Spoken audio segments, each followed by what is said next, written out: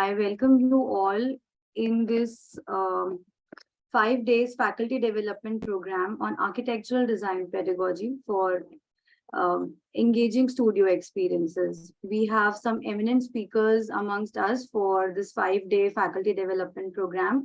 We are really looking forward to all your cooperation and active participation. These are going to be some really engaging lectures, and I hope that all of you gain a lot from them. First of all, I would like to invite all the esteemed guests in today's faculty development program. I would like to invite Honorable Vice Chancellor Sir, Professor Piyush Kant Pandey, Director, Amity School of Architecture and Planning, Professor QH Kapadia, Head of Institute, Amity School of Architecture and Planning, Dr. Parampreet Kaur, and all the guests that are present here. I would like to hand over the mic to Professor QH Kapadia for a welcome note to all of you. Hello, everybody.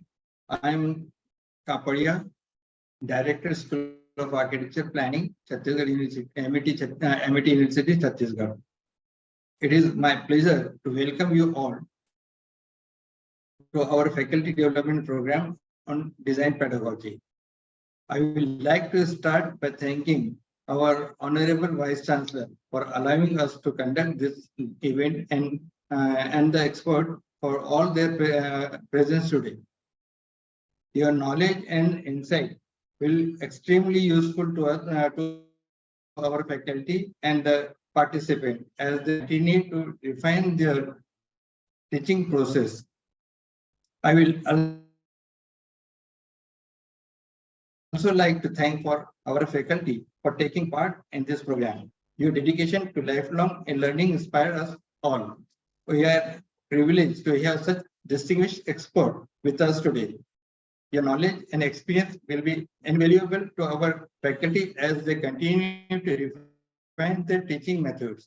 We would like to express our heartfelt gratitude to all the experts for taking the time to share their experience with us.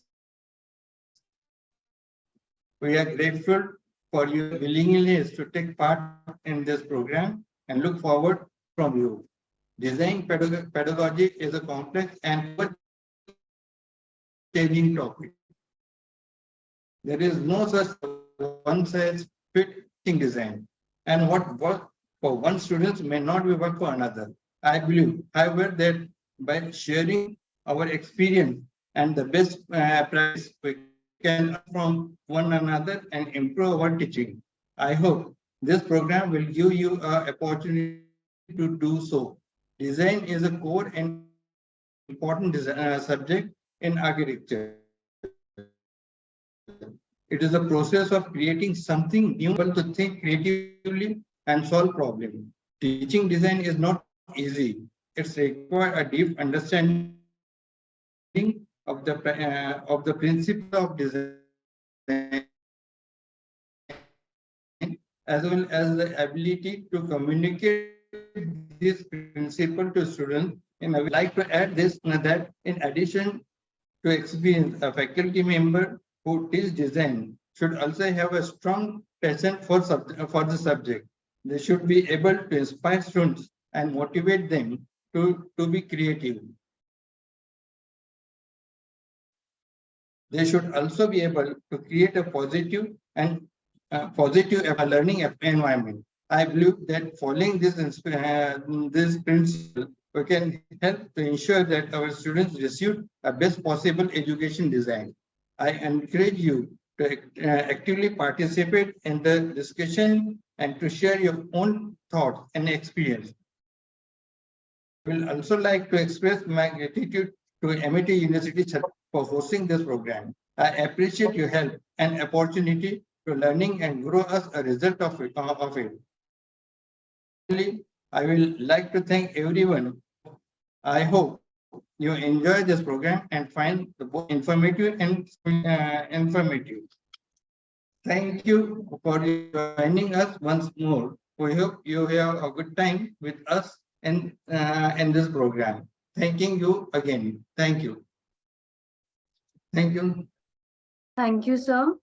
I would now humbly request our Vice Chancellor, Professor Dr. Piyush Kant Pandey, sir, to give the inaugural address. Thank you, Nista. Am I audible? Yes, sir. Okay, so first of all, a very hearty welcome to Dr. Pradanya Chauhan, who is the resource person I could see over here, Professor Kapadia ji, Dr. Parampreet Kaur, all other faculty members whom I can see in the list, the participants from other universities and other institutions. It really is a give me great pleasure that MIT University, under the very able guidance of our founder president, Dr. Ashok Chauhan, our chairman, Dr. Asim Chauhan, our chancellor, Dr. W. Silamurthy, and our very vibrant team over here, with the kind guidance and a very able guidance of Dr. Kapadia and Dr. Parampreet, had been able to carve a place for themselves in the in Chhattisgarh state. We are among the among the best architectural teaching institution over here, and therefore it's incumbent on us, on our faculty and our students, everyone, that you should really excel in your field. You should be the best in your field. And what I like very much about the architecture is that whenever I visit any historical place or any wonderful place, for example, when I go and see the Golconda Fort, I what I feel that the entire history can be relived through the seeing the whatever kind of architecture they have done. I similarly when I visit let's say Champaran, the historical site is there. There I see how the religion can be put into the on the using the sand and paper, sand and stone. How religion can be immortalized. When I visited Dubai, when I saw the Burj Khalifa, I could also wonder that what great achievements, what great things are being done by the use of the technology, architecture together. They're able to create such a wonders over here. Any such site, whenever I visit, I always feel architecture is a field which is having the capability that you can turn the poem and convert into a building. The poets write the poetry on the paper and pen and paper, but you write the living poetry. You write a living drama. You can write a living novel. Everything you can do in a living manner, and that too you can immortalize it. Even today, when we visit such kind of monuments and such places, we feel that they are still alive. The people who created them might have gone long back, hundreds of years back, but still their memory, the kind of architecture which they're having. Even today, Mohenjo-daro and Harappa, these places, we try to recreate the what kind of life they were having, what kind of culture they were in, what kind of society they were in, what kind of people they were. So we can see that a living poetry can be written by you people. And therefore, it is very essential that our faculty members and our students should do this job very carefully and with the utmost sincerity, and the best possible input should be there. And I'm sure that in fact, architecture is not only for beauty, it is also to fulfill the essential requirements also for what the building is being prepared. So every building will have a different need also. So how those needs can be really fulfilled. Suppose you are making a house for a low-cost house, there will be different need will be there. Suppose you are creating a house for let's say high-rise building, your design concepts will be totally different and these were. So in fact, depending on these all these concepts need to be learned by our students very well. Our teachers also should master all this kind of develops into there, and architecture with the civil engineering, in fact, together. And also, these things are developing so fast. For example, again, Burj Khalifa example, I'll give you that 124th floors. When you take a normal lift in any place, it takes an eternity to reach to the second and third or fourth floor. But there you could reach on the 124th floor in just a matter of 1 minute. So you can see that per second you are rising and at a height at a speed of so many meters, 10 meters or above. In per second you have the speed. So the technology also is available, and technology is developing very fast, and therefore the architecture and the civil engineering are constantly changing and constantly evolving. So therefore, it is essential that our faculty member should also be constantly upgraded in their knowledge. They should be knowing what are the current practices are there, what are the new developments are there, how they can incorporate them, and also how can they make their teaching interesting. Because for example, it's a 5-year course. I can see that architecture is normally one of the very long course which is there. And therefore, it is very essential that you find the ways to, engage the student in the best possible way so that they can take, first of all, develop a passion for their subject and also have a mastery over the subject. And the same I expect in our teachers also. So I really appreciate the wonderful initiative for Dr. Parampreet and Dr. Kapadia and entire team, organizing team over here. I congratulate you. And I'm also sure that our experts like Pradanya Chauhan, Dr. Pradanya Chauhan is here, another 3-4 big names who are there.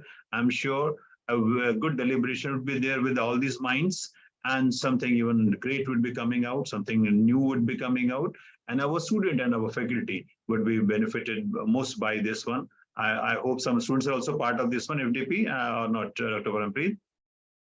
Don't know. Anyway, but whatever by our faculty development, our student Yes, will benefit. This is already there. So my best wishes to all of you. And I'm looking forward to a positive outcome of your directions. Thank you. Thank you, sir. Thank you, sir, for your very kind and insightful words. I think we have started on a very positive note in this 5 days faculty development program. And I am also really looking forward to all the sessions because we have great speakers, we have eminent speakers amongst us who are all experts in their field. And our very first session is also very interesting. I will quickly give a brief of the next 5 days course of the 5 days program, what all sessions are there and who are the experts that will be here with us. Today, in the first day of this faculty development program, we have 2 lectures. The first lecture will be taken by Professor Pradanya Chauhan. She's an academician and author.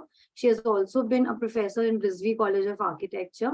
She also has her Macrame Design Studio. She's a director there. And recently, she has also written her book. I also talk in detail about her work, her book. The first session that will be conducted by her is called Pedagogical Approach to Basic Design. This will be dedicated to first-year architectural design studio. Then the second lecture for the first day will be taken by Dr. Vishakha Kavatekar. She is head Center for Traditional Knowledge Systems and also head of Department of Conservation at School of Planning and Architecture, Bhopal. The session that she will be conducting is known as Including Cultural Heritage in the Architectural Design Process. This focuses on community inclusive design or community sensitive design. Then we talk about the second day of FDP, that is 1st August. There will be 2 speakers again on the second day. The first session will be conducted by Dr. Shankar Pratim Bhattacharya. He's an associate professor at IIT Kharagpur. The lecture that he will be taking is called Exploring High-Rise Building Design and Services. After sir, the second session will again be taken by Professor Pradanya Chauhan on pedagogical approach to basic design. Talking about the third day, that is 2nd of August, third day of faculty development program. The first session will be taken by architect Abdul Halim Babbu. He's an associate professor at Jamia Millia Islamia. He will be taking a lecture on design pedagogy for healthcare architecture, focusing on hospital and healthcare design. Second lecture on the third day will be taken by Dr. Arindam Biswas, associate professor, IIT Roorkee. The topic for his lecture will be Pedagogical Approach Towards Inclusive Urban Renewal in Indian Cities. Speaking of the fourth day of this faculty development program, there will be 2 lectures taken by the same person, architect Anubha Ashtikar. She's a senior architect and also a sustainability specialist. The lecture that she will be conducting is called Climate Conscious Design Studio, focusing on bioclimatic architecture.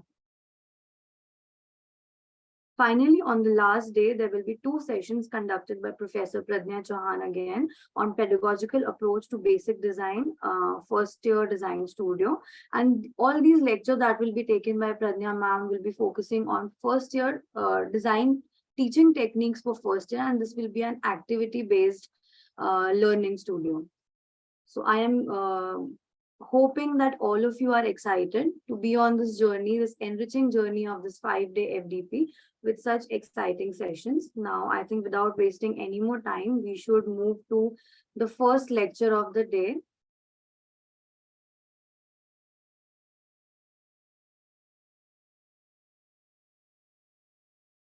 The first lecture of the first day of this FDP will be taken by Professor Pradnya Chauhan. She is an academician and author. She has been a professor of architecture at Rizvi College of Architecture from 1992 to 2018. She has her own Macrame design studio. Very recently, ma'am has also written a book. This book focuses on basic design and learning techniques for architectural studio. This book is known as a handbook for teachers and students of architecture and design. Ma'am has also very graciously offered a 10% discount to all the participants of this faculty development program. Ma'am, we are really looking forward to learn from you. Your insights and your expertise are all that we are waiting to gain from in this 5 days program, and we are really honored that you accepted our invitation for this FDP, and you agreed to give so much time out of your schedule for all of us. And I hope that we also contribute the most that we can in all your sessions, and we also hope that we meet your expectations. Ma'am, you can take over. Yeah, thank you so much. I must thank the MET University for inviting me to conduct this faculty development program. And thank you, Mr. Professor Piyush Pandey and Kapadia and Parampreet. And thank you, Nishtha, for inviting me. We have been interacting so often on the on the WhatsApp, and she's meeting all my demands, and I keep on demanding, so tell me about this and tell me about that. And she's been very patient with me, and I'm very glad that I'm taking this session. I have conducted number of workshops on behalf of Council of Architecture, and I'm very, very happy to conduct this workshop. So I kept on insisting, telling Nishtha that yes, I want more time. I want 2 sessions, and then she was so gracious enough to give me 4 sessions. So which is which is a great advantage, because I'm going to tell you how exactly I'm going to conduct these 4 sessions. So today I'm going to make a presentation on the work that we have done at Rizvi College of Architecture in basic design. So I have explored, we have explored lots of possibilities, and I will take you through the entire book.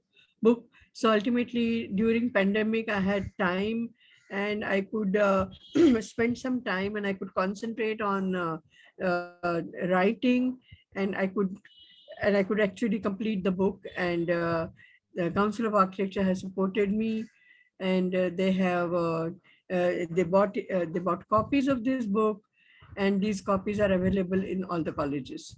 So I'm very, very happy. So Nishtha, can I share the screen now? Yes, ma'am, you can. Yes, ma'am, you can share the screen. Yeah.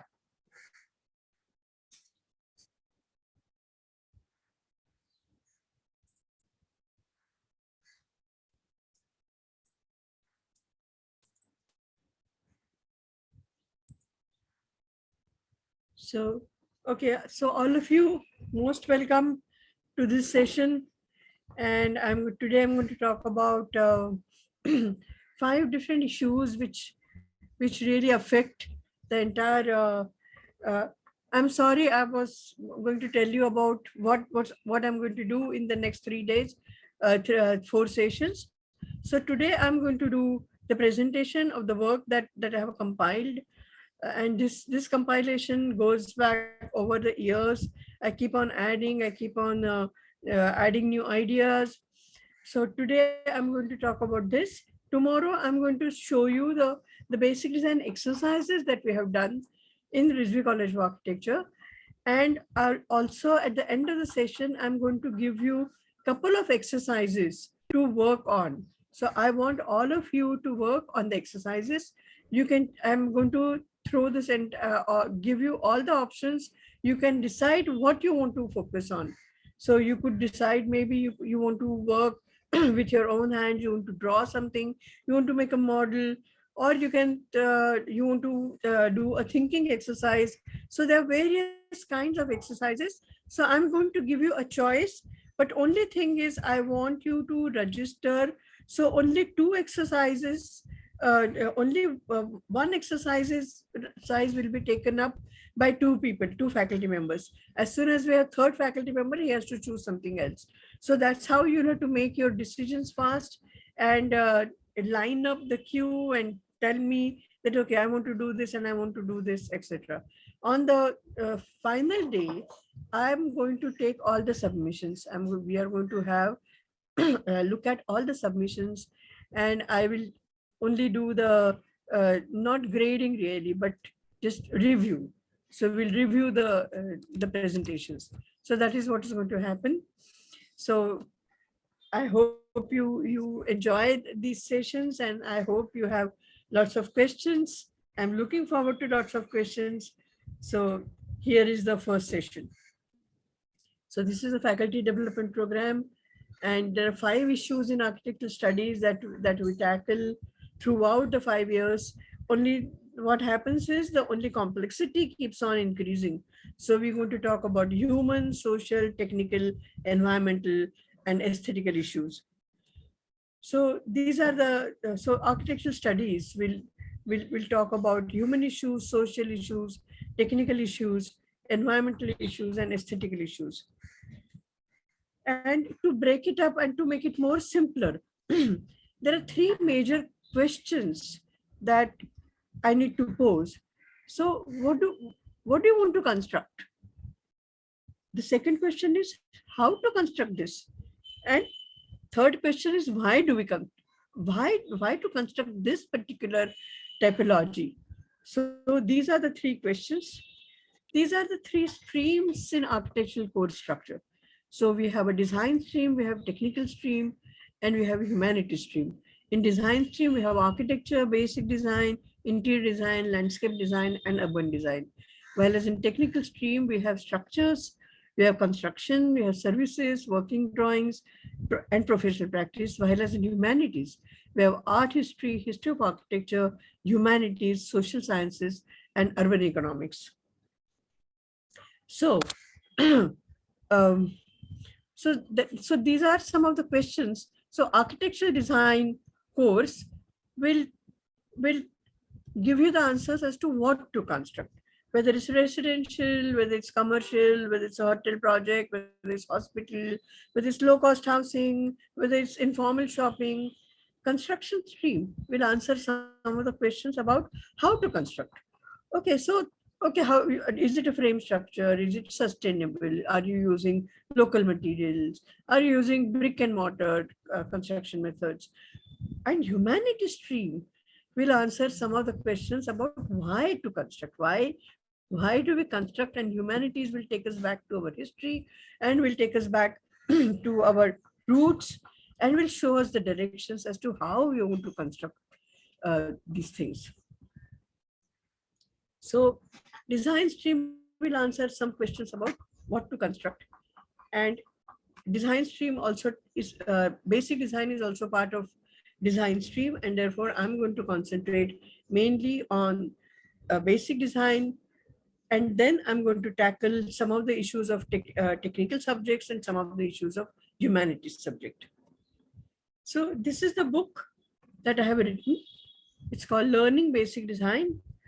It's by Pradnya Chauhan, and we established a publishing house called Abhivikas Niketan Publications, which is run by my husband, Akhtar Chauhan. He is also an architect, principal. He was a principal of a college, Rizvi College of Architecture, and that is where we.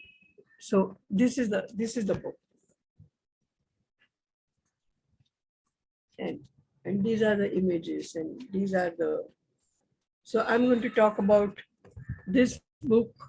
This entire lecture actually is based on the book. So these are the 9 chapters of the book.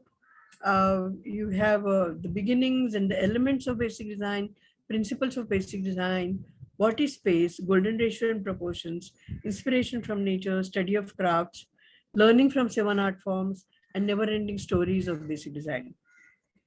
This is the back page of the book. This is how it looks. So these are the beginnings, these are the elements, these are the principles, and this is the space. This is golden ratio, inspiration from nature, understanding design, industrial design, seven art forms, and never-ending story of basic design. So what is basic design? So basic design is a grammar of visual language. And like any other language, in this language, the elements are the alphabets and basic design principles are the rules or the parameters of this language. So what are the elements of basic design? So we have lines and dots, planes and surfaces, solids and voids, shapes and forms, colors and textures. These are the elements. So let's look at some of the elements. So this is a very, very famous artist. Her name is Yayoi Kusuma. And the way she explores dots is just amazing. She is so fascinating. I had gone to Seattle and I had seen her exhibition in Seattle. And it was so fascinating. It was absolutely wonderful. The way she explores dots is just fabulous. So these are the dots. So this is a dot in the sky.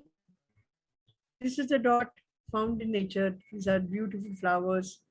These are the lines and the dots. This is the macrame necklace which I have made. And these are the lines. These are the lines which are found in nature. And these are the lines and dots in art forms. This is a beautiful artwork done by Piraji Sagara.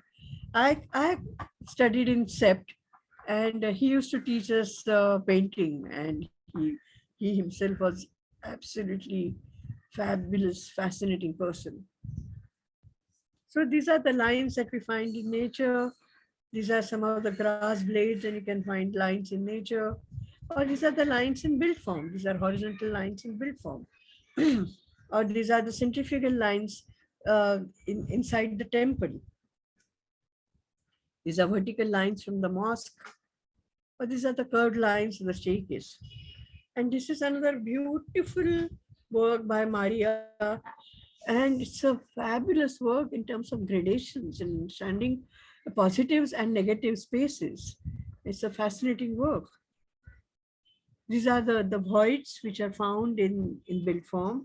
This is a building designed by Corbusier. This is in Ahmedabad. This is called Samskar Kendra. It's a museum. This is a mosque in Ahmedabad. This is a Jami Masjid. And the flat surface, the horizontal surface. So I'm talking about surfaces and planes and solids and voids. So I go on adding each and all the elements, and I go on examining these elements through nature, in arts and crafts, in art forms, and in built form. You can see that this is a structure by Charles Correa. This is in Ahmedabad. And you can see the jali work. You can see the surface of a jali. Or you can see this solids and voids. This is a beautiful, lovely sculpture in concrete by David. And it's fascinating the way he just plays around with these small little building blocks. These are the voids. This is a void that you find in the flower.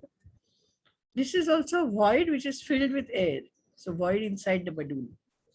These are the voids which are found in the ceramic pot. So ceramic pot, this has a beautiful quality. So because of the void, the pot gets the meaning. It's a void which gives the meaning to the room. This is a beautiful sculpture by Henry Moore. Shows us the solids and the voids. These are the in-between spaces.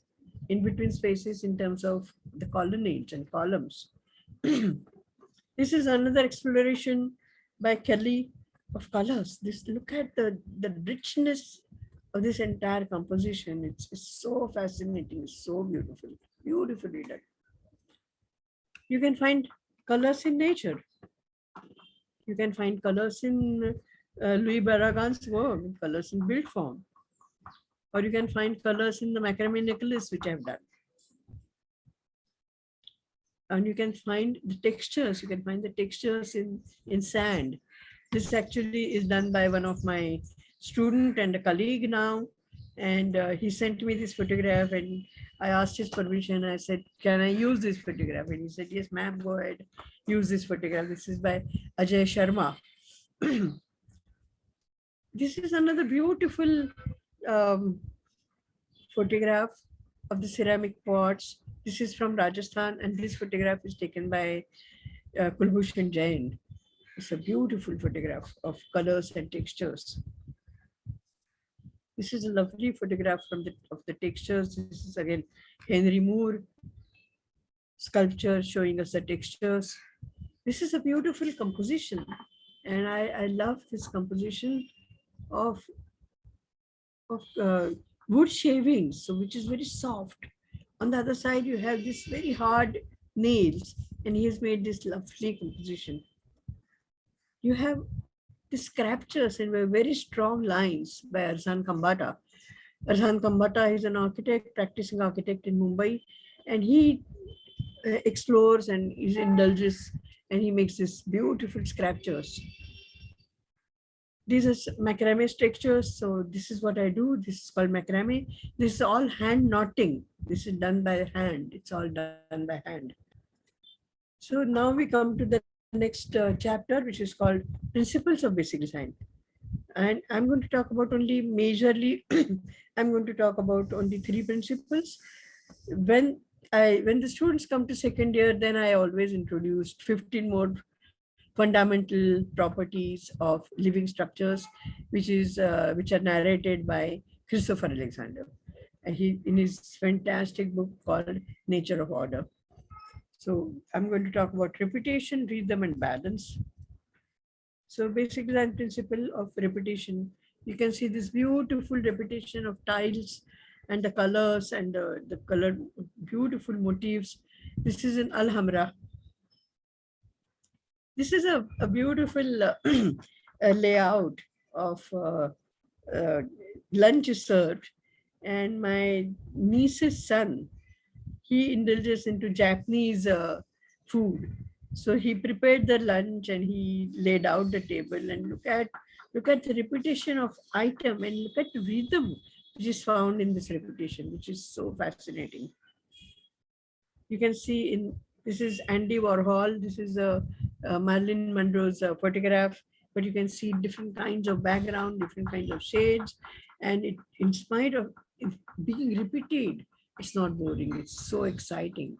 And that is what we are looking at. We are not looking at boring repetition, but we are looking at something which is exciting and something which is very rhythmic. You can see the repetition of lines, but lines on the spots, the horizontal lines are beautiful. They're repetitive, but they're extremely rhythmic. If you see the lines here, they're very close together. And as they expand, as the plot expands, the lines keep on increasing, the distance keeps on increasing between the lines. And look at the neck of this pot. And I'm going to talk about this neck in after a couple of minutes, because okay, let me talk about now. So Christopher Alexander talks about 15 fundamental properties of living structures, and one of the property is thick boundary. So thick boundary is needed to hold this pot together. For example, I'm wearing a kameez and it has a collar, and this collar is thick compared to the, or even the sleeves. The sleeves are thick to hold the kameez together, because the tailor had to cut it here, and to hold it together he had to thicken it. So you need this principle. You need to understand that this principle is very important, that you need to thicken the edges. This is a beautiful Varley painting of repetition. So these are, I'm going to talk about rhythm now. I don't know whether I'll be able to sing this. So let us start, let us learn this rhythm from the music. So if I start singing something like this, sa, sa, sa, sa, the music can be extremely boring, and you can say, and you're going to say, ma'am, please stop singing. But if I start singing like this, sa, re, sa, sa re ga re sa re ga ma ga re sa, or sa re ga ma pa da ni sa. The music becomes interesting, and that is the whole idea. Because what am I doing? I kept on adding one note after the other to make it rhythmic. You can see rhythm, repetition, and balance. You can see beautiful rhythm, you can see repetition, the lines, and you can also see the balance. This exploration is also beautiful. You can see the rhythmic lines, you can see the repetition, and you can see also the balance. Same thing in this Surya painting. This is done on ceramics. Or you can see this beautiful dancer has a rhythmic, she has a rhythmic pose, and the steps are repetitive, and they're equally, and at the same time her entire position is extremely balanced. You can see beautiful repetition of lines of these beautiful lines here, and the lines on the ghagra are repeated also in the river, and you can see the repetition, you can see the balancing of colors, and you can see the balancing of colors in this, and you can see the rhythm. You can also see in this paintings by Edgar Degas, you can see the repetition of lines, you can see the colors, and you can see that they're extremely balanced and beautiful. You can see balance in this Vitruvius Man. And it's a very famous painting by Leonardo da Vinci. And you can see that the entire human body is balanced, symmetrically balanced along the axis. You can also see that this is a frog and is symmetrically balanced. So most of the living bodies are symmetrically balanced along the axis, except maybe amoeba. And this is something very fascinating. This is asymmetrical balance. This is a beautiful art of Ikebana. This is flower arrangement. And Ikebana teaches us how to do asymmetrical balance. And that's important to understand, asymmetrical balance. What is this asymmetrical balance? So you select an axis and you balance the masses around that axis. You can see all our temples are symmetrical along the axis. And you can see a movie like Lagan, for example, and you can see all the design principles in Lagan, whether it's balance of characters, whether it's a contrast, whether it's repetition of the same costume all over, or whether it's rhythm in dances and in music. So now let's talk about space. So I'm going to take a pause here. I like to take pause. And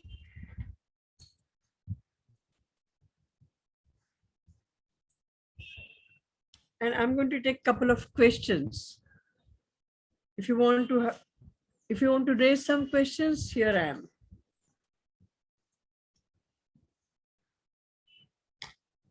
Any questions?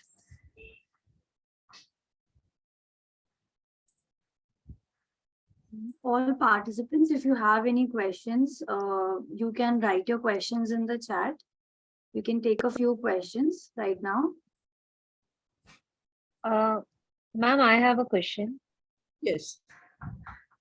Parampreet. Ma'am, as a designer, as an architect, we are all accustomed to all the things like line, dot, but it has been inside us for a very long time because we are in this profession for a very long time. We like something and we know that yes, it's symmetry, but it becomes very difficult to express this to students who are new to architecture. Because as I remember, in my first year, we used to go to the teacher and say, make a balance composition, and why it is not balanced? What is happening? Something like that. But we know that it is balanced. As a teacher, we know that. How to actually explain them in layman terms so that they understand. Because what we show them and what we actually give them is two entirely different things. How to connect that dot means, I know after 5 years still people require the whole principle of design, but what I'm saying is that in the first year it becomes very annoying for the student to understand which they don't understand. They have been to bookish knowledges. Yes, they understand the definition that means, but how to make it easy for them to understand? Okay, so it's a difficult question because the students do find it difficult, and it's absolutely just number of models that you make, number of compositions that you make, and it's a kind of insight that you try to transfer from the teacher to the student. And we just hope that over the years the students might realize that, oh, this is what ma'am was saying, this is what some teacher was telling me, that okay, this is not balance and you need to have balance. And therefore we need to do lots of exercises. We need to do lots of exercises, lots of compositions, 2D and 3D, to understand how to create this balance, what is a balance, and give them lots of examples, live examples, not only from architecture, but also from allied fields, like whether it's interior design or whether it's costumes or whether it's food. So you give them examples from the entire world of design, and then you enrich them. That's how you start giving them examples. But it's very difficult for them to understand because they are used to that books, and now we have to open the mind, and the journey from that to this becomes very difficult. Even Yes, to it explain is. the symmetry, yes, they understand this is symmetry, but then again they have to practice it and see the beauty in it. So some exercises which we can use for the students to connect them with nature, and they can identify their own things like that. Yeah, so tomorrow I'm going to show you a number of exercises which we have done in basic design. And this book also has number of exercises, and you can actually go through the book and see that, okay, there's so many exercises based for not necessarily the principles, but so what we use the elements. Yeah, and by using the elements, we incorporate the principles, and we create spaces and we create compositions. We don't create compositions only to fulfill principles. No, we create something to make a space or make a composition or make a poster. And then we say that, okay, can we do this? Can we change this? Can we extrude this? Can you sort of change the shape, and so on. So tomorrow I'm going to show you lots of exercises, and you'll be able to see what I mean. Yeah. Thank you, ma'am. Yeah. Anyone else?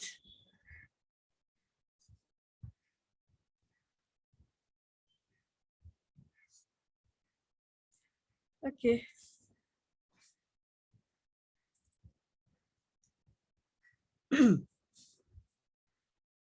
Yeah, okay. So here we are talking about space, and the space found in nature.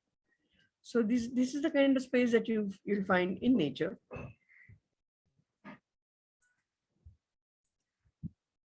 This is the space which is found in the paintings by Van Gogh. This is a space which is a beautiful painting, and where the space is warped and the time is warped, and you can see the space inside this beautiful studio. This is an empty space, and this is a photograph from movie called Kagas Ke Phool, and Gurudutt is sitting here in this empty studio, and the studio is filled with only light, nothing but light, floodlights. You can see the space here in this house, which is a courtyard house.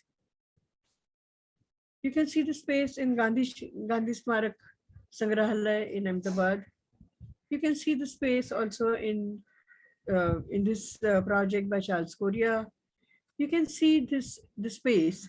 You can see the space of solids and voids in the Stepwell.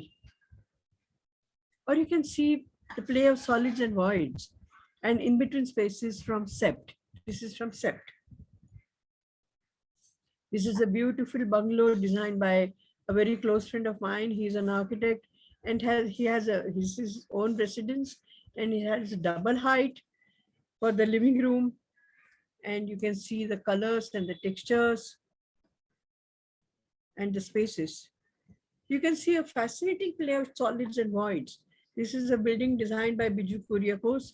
He is our student, and he readily gave me permission to show these photographs. It's a beautiful school project. This is a school of architecture. Now we talk about golden ratio and proportions. Golden ratio and proportions, they're found in nature. Golden ratio found in the face. You can see George Clooney, and you can actually see the golden ratio and how people have drawn a square on top of his face, and how they're showing how it is exactly beautifully proportioned. You can see this is the modular ratio found in human proportions. So this is the derivation of golden ratio. You take a square of, say, 10,000 by 10,000. You draw the diagonal, you make it into half, draw the diagonal and drop the diagonal, and you'll get this as a golden ratio, 1.618 or 0.618. So that's how, and these are the two squares fitted together within the golden ratio. This is also golden pentagon. Golden pentagon has exactly these proportions. And I have used golden ratio in making compositions. And this is one of the compositions that you start with the square with circles. Then you enlarge some circles, and then you draw the diagonals around that, along that the circular lines, and you color it.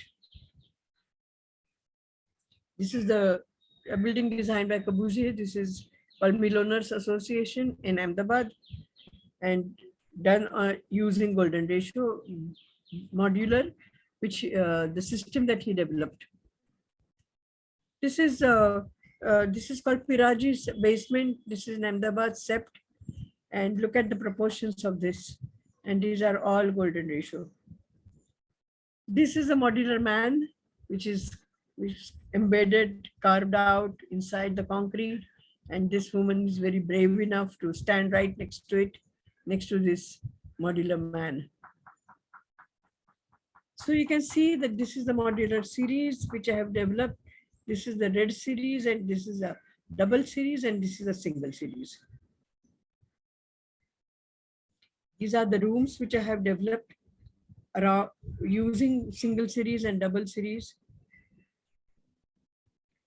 This is a macrame screen which I have done using golden spiral.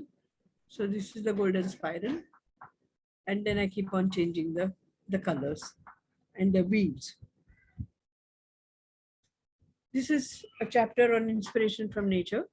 So we talk about trees and branches and leaves and flowers and fruits and the connections. So it's a beautiful abstract depiction of green leaves from nature.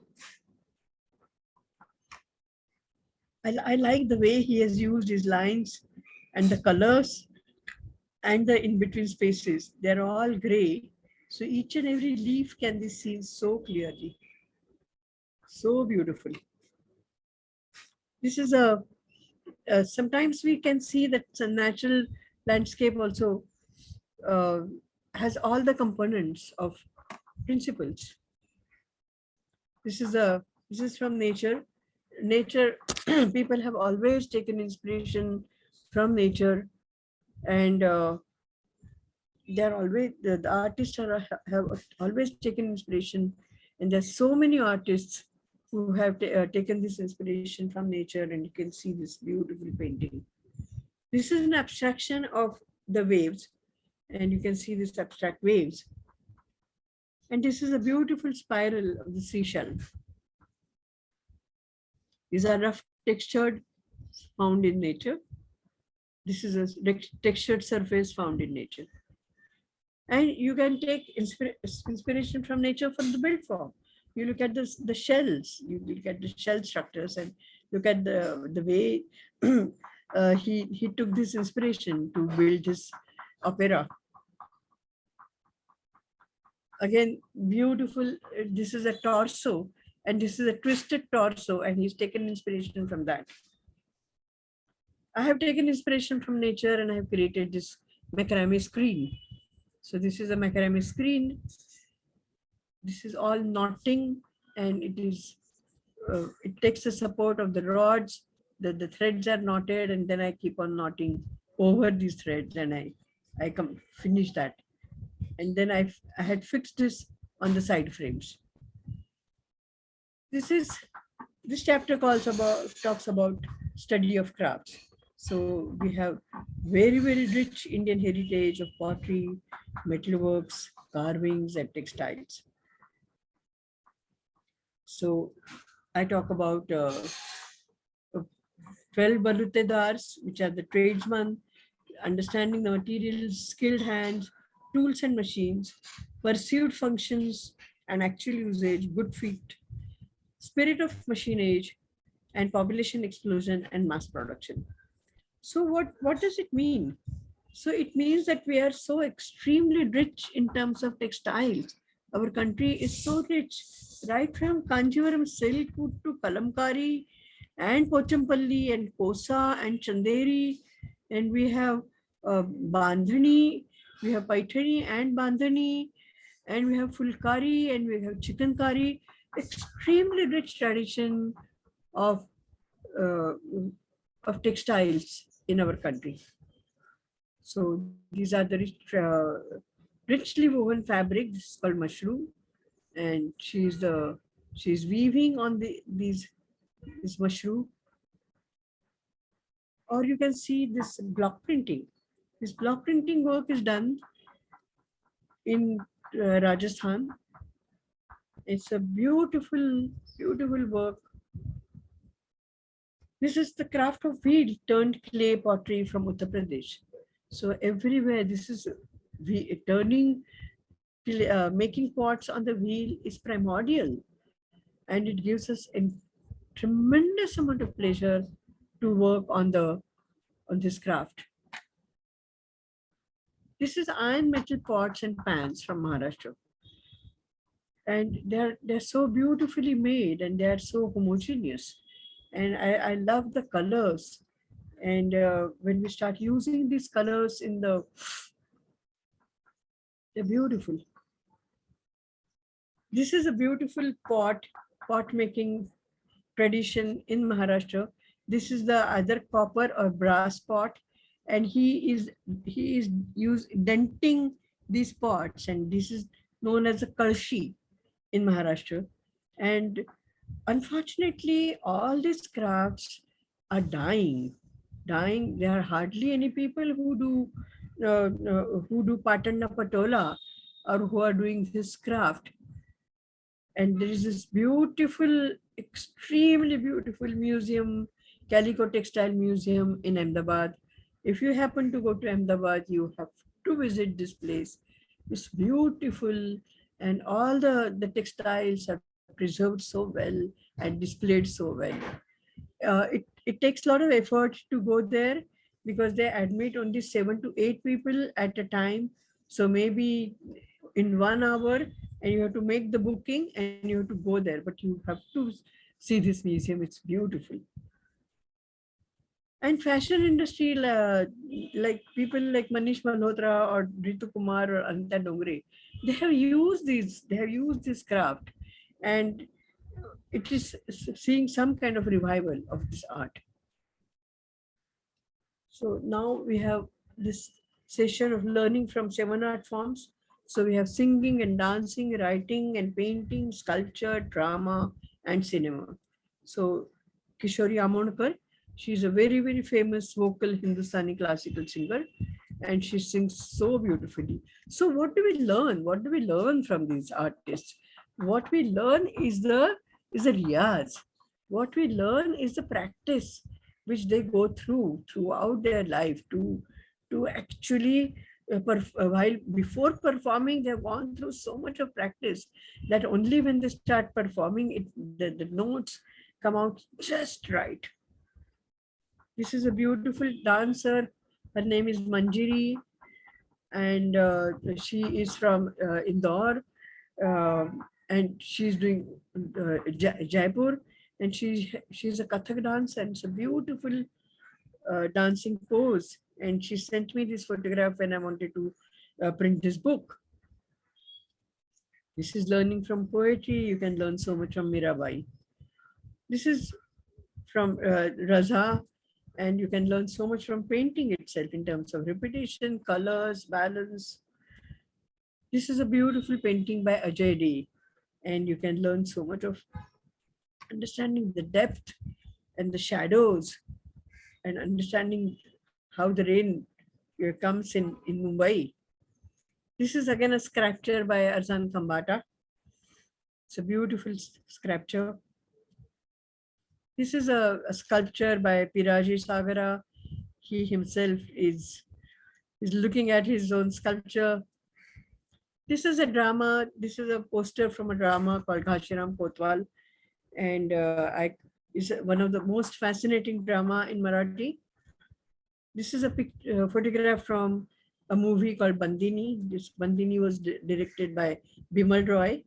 And you can learn so much from these art forms, because in the art forms, all the design principles are the underlying principles for all the art forms. Whether you're talking about cinema, whether you're talking about music, you have repetition, you have balance, and you have contrast, and you have rhythm, and all these are part of the underlying structure of this entire art world. So now the next part of the presentation talks about the construction methods. So construction stream will answer some of the questions about how to construct. So basic shelter, this is the first assignment for the students to study basic shelter in all the geographical locations from the world map. Then they select basic shelter from their own region in India. We make groups, and then they study climate, local materials, cultural influences, social lifestyles. They write the reports, draw the plans, and then they make small models to scale.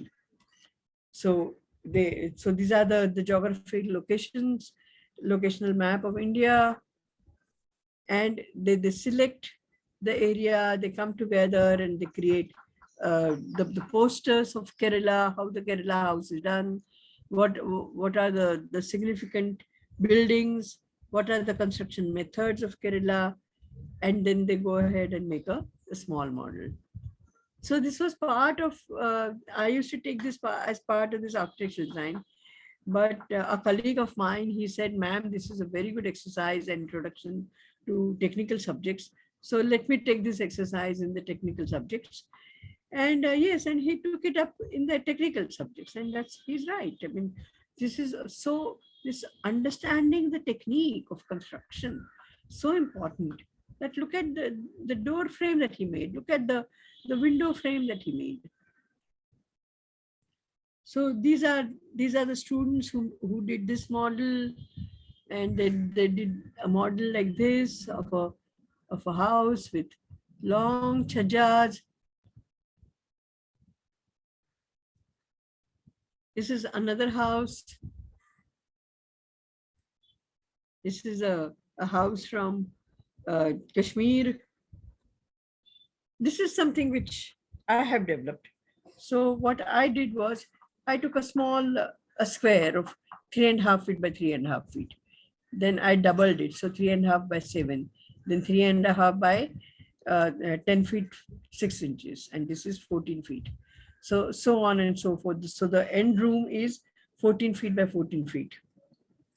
Then I created these curtains.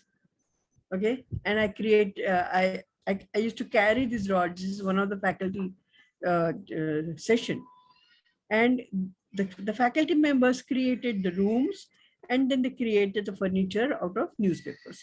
and they're using this space.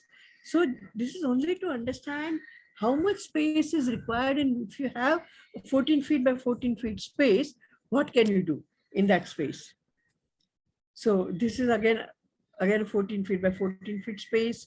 So they have done an eatery here, and he's serving them, and they're sitting there and eating. So they created a small eatery. This is a conference room they made.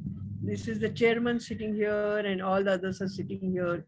They kept a space in between, and they said, okay, we're going to make a conference room here. So these are the groups of faculty members. This is where we did, and they had a first mezzanine floor, and somebody went on the mezzanine floor and he was shooting all this. So that's how these faculty members created the spaces. This is a small presentation which I had done during one of the faculty workshops. This is called window. Gavaksha. Gavaksha is also a window. Khidki is a window. And Bhokabhinti is a Marathi word. It's called hole in the wall. So hole in the wall is a window. And you have to be sensitive and to think like a poet or like a painter, like a singer or like a dancer, like a sculptor, like a film director or like an architect. So look at these beautiful doors.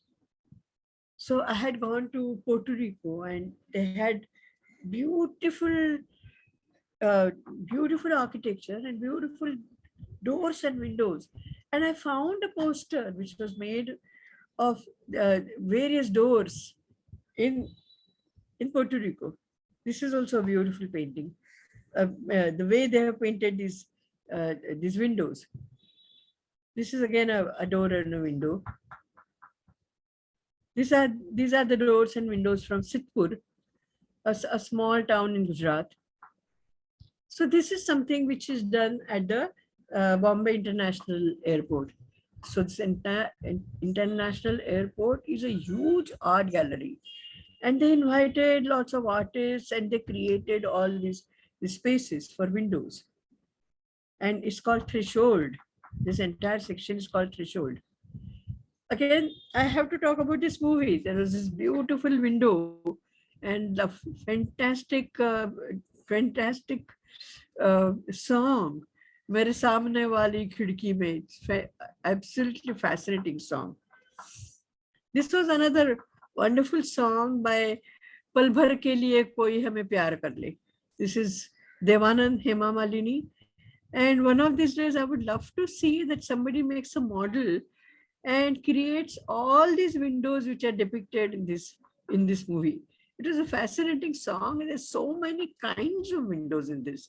So there is a sliding window, there is a sliding door, there is the pivot window and pivot door, top hung, side hung, bottom hung. There's so many different variations of this window. So fascinating. This is from Charulata, film directed by Satyajit Ray. So the way Charulata is looking out of the window. This is, of course, Charles Correa's project. This is also Charles Correa's project. This is Doshi's work. This is my work. This is the house which I had, a farmhouse which I had done in Alibag. And look at the doors and the windows, beautiful doors. And this is the door and the door and a window. And that's a bay window that we had created. And that's the window, and that's a jali, and that's a door. And that's how the door is. So, and this has lures, so that so this is a farmhouse, this is a weekend house. So even when you close the house is ventilated because of the lures. This is where we used to live previously. Now we are shifted. So this is the old house in Takshila, Andheri, where I created a small window place. So I extended the window, and And this girl who is working on macrame, she's making those necklaces, and she used to sit here and make this macrame pieces for me. So what is a window? So how do you analyze a window? So you have to protect yourself from nature, trees. You can look out and you can look at the nature, you can look at the trees, the sky and the sun and the moon and the stars and clouds and the birds. You can view the people, the trees, the road and the path. And you can use the window for drying clothes, pickles, and you can keep the wash utensils, or you can have a romance, love life. You can send messages and songs and flying kisses. And you need to have protection and access to light, ventilation, rain, and snow. And what is a window? Window is a small opening of opportunity. Window is hope. Window is dreaming. Window is fresh air coming in. Windows is allowing new dreams to come in. And have you thought about the abundance in nature? Sun rays coming in, wind coming in, raindrops coming in, snowflakes forming, moonlight coming in, stars shining in the sky, clouds floating by, trees shading leaves, birds chirping and on the branches, flowers blossoming in the spring, fruit ripening on the trees. And have you thought about people watching the world pass by, looking at kids playing, looking at vegetable vendors, looking at your dad coming back, looking at your friend calling you, looking at life from a distance? And have you thought about protection from heavy rains, harsh sunlight, chilling cold winds, loud traffic noise, small insects, mosquitoes, loud noise pollution, burglary, privacy, dust? This is a new house where we are shifted. And Akhtar, my husband, he took this photograph and he drew the small curtains, and then we have lots of trees around, and look at the shadows of falling on the curtain. Okay, and the most poetic windows designed by Corbusier, and this very small chapel, Rocham. And these are the windows from inside.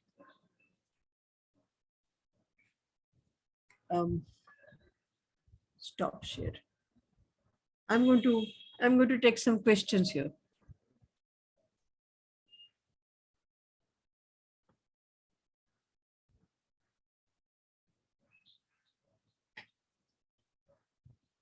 Does anybody has a question? Do you have a question? You can unmute yourself and ask a question.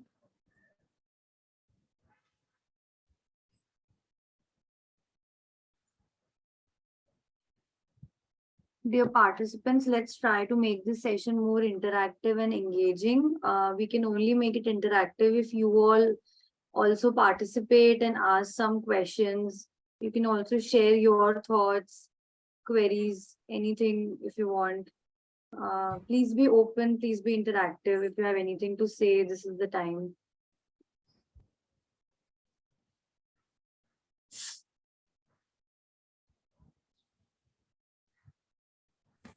सब सो गए.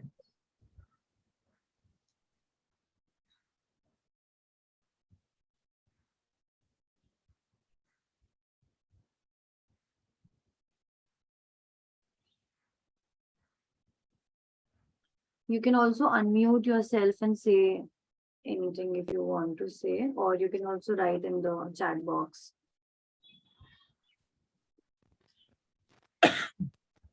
Garima ma'am has written, the session was so interesting. I would like to thank ma'am for this insight and knowledge. Our Gayatri ma'am is saying Comment. It need not be a question. It can also be a comment. You can say the same thing. You can say the same thing to everybody. So I can see your faces. Garima. Yes, ma'am. Yeah. I hope I'm audible. Yes. Yes, ma'am. Yes, ma'am. The insight knowledge that you had provided was so good that even the presentation was so easy to understand. I think everyone might have understood the concept that you are telling. Yes, ma'am. Yes, what was interesting? Tell me. And the way you have explained means the example you have taken from even the movies, the songs, and the examples that you had taken with the assignment the students did, and even the concept, even in respect to the models that were made and the model that you made, even that was very interesting. So, in total, the whole presentation and the assignments were all so interesting to learn from. Okay, thank you. Yes, ma'am. Yes, Divya. Divya, you want to say something? You unmute yourself.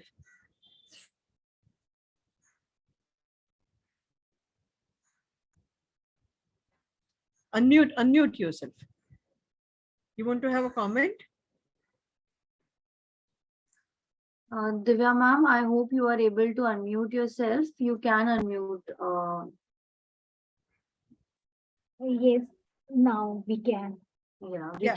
we can hear you, ma'am. Ma'am, till now everything is very clear to us. It was very interesting presentation.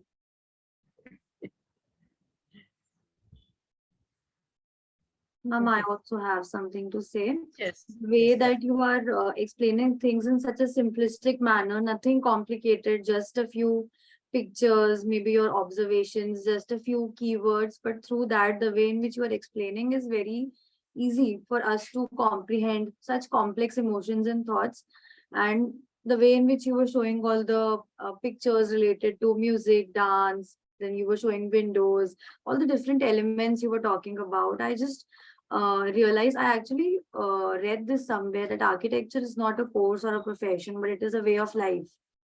Once you learn architecture, you cannot unlearn it. It somehow becomes a part of your being and your life, your personality, everything. So I think that was reflecting so well from whatever you were speaking and the images that you were showing us. Architecture, design, creativity is in everything, all emotions, everything that we can see and feel. Yeah. Thanks. Yes.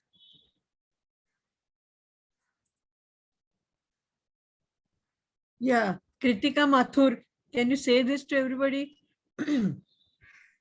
Yes, ma'am, sure. Ma'am, Yeah. I'm really glad to meet you and see you here. Uh, and And actually, yeah, I I want just to see love. your face. I want to Okay, see your okay, face. okay, ma'am. Hello, Yeah. ma'am. Yeah. So, ma'am, I'm really glad to see the way you explained about the movies and the songs, and I'm sure we are going to watch those songs again and just look out for the windows that you just No, mentioned here. no, don't only look at the movie and the song, but ask Yes, your students to make a model with all these yes, windows. yes, definitely. That Yes, will be ma'am. so exciting. It will be so wonderful to see that there's so many things happening in that song, and that's very Yes. interesting. Do that. Yes, Do even that. the colors, the play of colors is also good in that video. I just Yeah, had a look on it. You know? yeah, Yeah. yeah, yeah. Yeah, Shanik, you want to say something? Hi, ma'am. Hope I'm Yeah. audible. Yeah, Yes, you are. it was such a wonderful session, especially the way you conveyed the windows as some emotions, which we never thought about. How we can, instead of having a production or something like to allowing ventilation, instead of that, we are connecting something like we're looking our father or spending some emotional like romance in windows and all. Yeah. That's a new idea for me. That was so interesting. So I wanted to ask you some question like regarding, according to you, which part of the building is more into the more help us to communicate emotions, whether it is the openings or ventilations or colors or the landscape. Which part is it's why No, it's a holistic approach. yeah, as an architect, which part we can play? No, no, it's a completely holistic approach. It's the Exactly. entire space that inspires you, or that you connect emotionally. It's a whether it's a wall hanging, whether it's a photo frame, or whether it's a collection, or whether it's a mandir. There's so many things in the house where you connect emotionally. So Exactly. it's not just one, it's a completely holistic experience. House is a temple to live in. So True. Yeah. And at the same time, you have sorted some examples from the movies, which we are like, so that I'm thinking like we can give some assignments like taking a movie and adapt the architectural part from the movie. So ask yeah, the students to, so movie part, they might be more interested in watching a movie and taking the architecture. So absolutely. movies and architecture are more connected. So that's Yeah, also a new information. because Yeah, because movies is all about space. It's exactly. all about space. And you're moving through that space. Exactly. So movies like whether you're talking about Sham Benegal movies or whether you're talking about very old movies, you can see that architecture. You can see that quality of Exactly. architecture. That's The sheet, important. the sheet you showed like Kerala. I'm from Kerala, so the Yeah. Naluketa building is there. So in here also in old movie, when we are looking at the old movie, this kind of architecture is deeply depicted in these movies. The Absolutely. Yeah. material, architecture, Yeah. Naluketa, courtyards, everything. Yeah. Yeah. Correct. Correct. That's the So whole idea. so thank you Yeah. for the session, ma'am. It's really interesting. Thank you so much. Yeah. Yes. Anybody else? Gayatri? Hi, ma'am. I hope you can hear me. Yeah, but we can't see you. Yeah. Hi, ma'am. Yeah. So Yeah. the Yeah. session truly interesting because basic design. I never handled basic design studio, but for the upcoming semester, I have been assigned for that. That's why Okay. I enrolled for the workshop, and it was really helpful for me for the start actually. And I'm into macrame also. Oh, So really? I Wow. was able to relate it to the textures. We can play with that and everything. Oh, And wow. now I have the whole new perspective toward that craft also. Yeah. So I think I could incorporate all the ideas in the upcoming studio this semester. Really Wonderful. interesting. Very So wonderful. simple works, but very in-depth knowledge we were able to gain. Yeah. So the idea is to collect knowledge from all the fields that are around, not Yeah. just restrict yourself to the built form, but Yes. Yes. take it from drama, understand from music, understand from dance, understand from pottery, understand from the weavings, and so on. So I always hang this in my bag. I did this, so oh, so good. nice. Yeah. So I never Yeah. thought to connect the spaces with macrame, but yeah, it was very nice. Yeah. Very interesting. Yes. Any more questions? Otherwise, I'll move ahead. There's some chat. Yeah.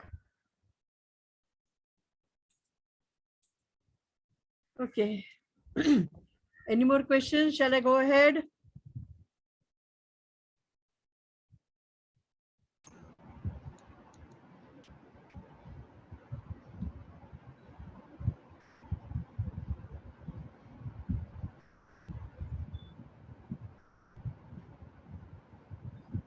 Okay. So, humanities stream will answer some of the questions about why to construct. This is one of the most important the subject that we come across in architecture because most of the time, what do you want to construct? I want to construct a school. I want to construct a hospital. I want to construct a residential building. All these, and how do you want to construct it? That is also most of the time it is a solved question. But the most interesting question is in humanities, why do we construct? Why do we construct what we construct? And that is very important. And these are some of the exercises that we have done in first year, second year. So I'm going to go through that. Unfortunately, I don't have a lot of visual data, so I'm only going to talk about it. I don't have a lot of visual data. I don't have the projects. I can't show you the projects, but I'm going to discuss the design brief, and I'm going to discuss the way the students approach these projects. So when the students come to first year, uh, uh, I I I take them through critical thinking methods and creative thinking methods. So I talk about mind mapping, I talk about SWOT analysis, I talk about asks why 5 times. I talk about 6 thinking hats. So the students go through these exercises and then they complete these exercises. This is just in the first couple of weeks. This is called orientation course. So these are the brainstorming sessions that we take. We take mind mapping, we take ask why 5 times, SWOT analysis, 6 thinking hats, random word trigger. In fact, if you just type in the word brainstorming sessions or creative sessions, you will get more than 400 sessions on the net. It's so rich. It's so rich to understand. I'm going to give you only examples only of these 5. So this is learning and mind mapping. So this is done by one of my students. Her name is Sayed, and she did this when we were doing housing studio in second year.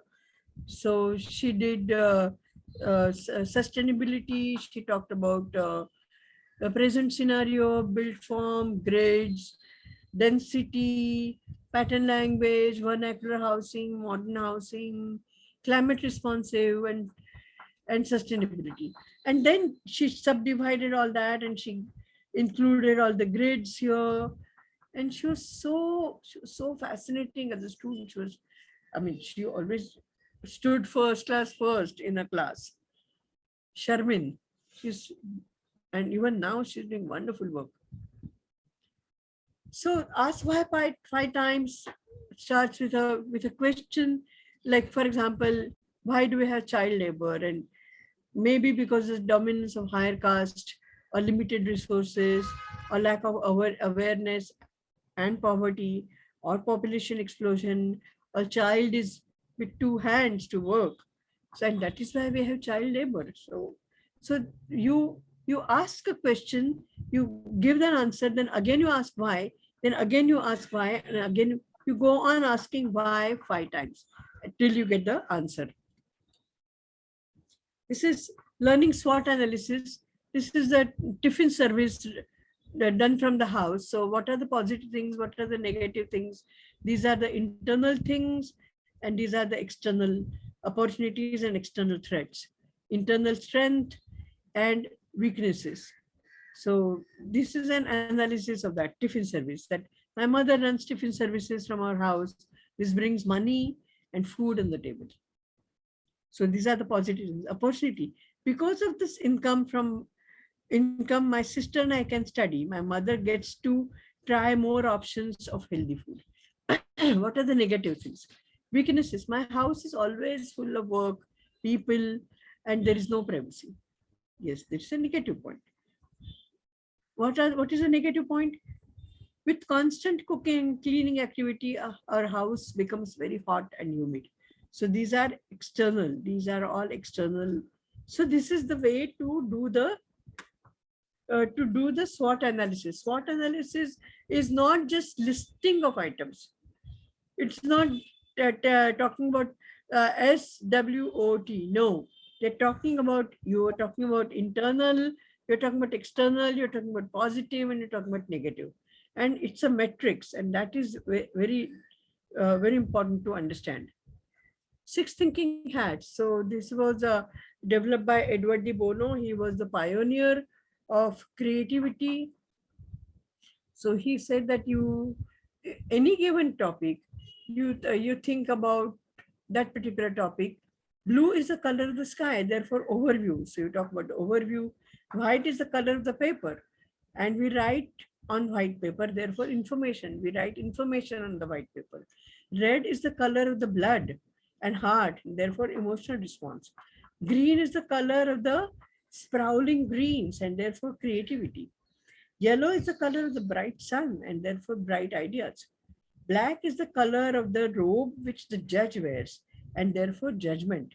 So you take any topic here. Maybe you can talk about sewing machine, you can talk about a washing machine, you can talk about a mixer and grinder, or you can talk about computer, and you analyze that through these 6 thinking hats. So minimum 6 views you will get immediately. Immediately you will get 6 different views.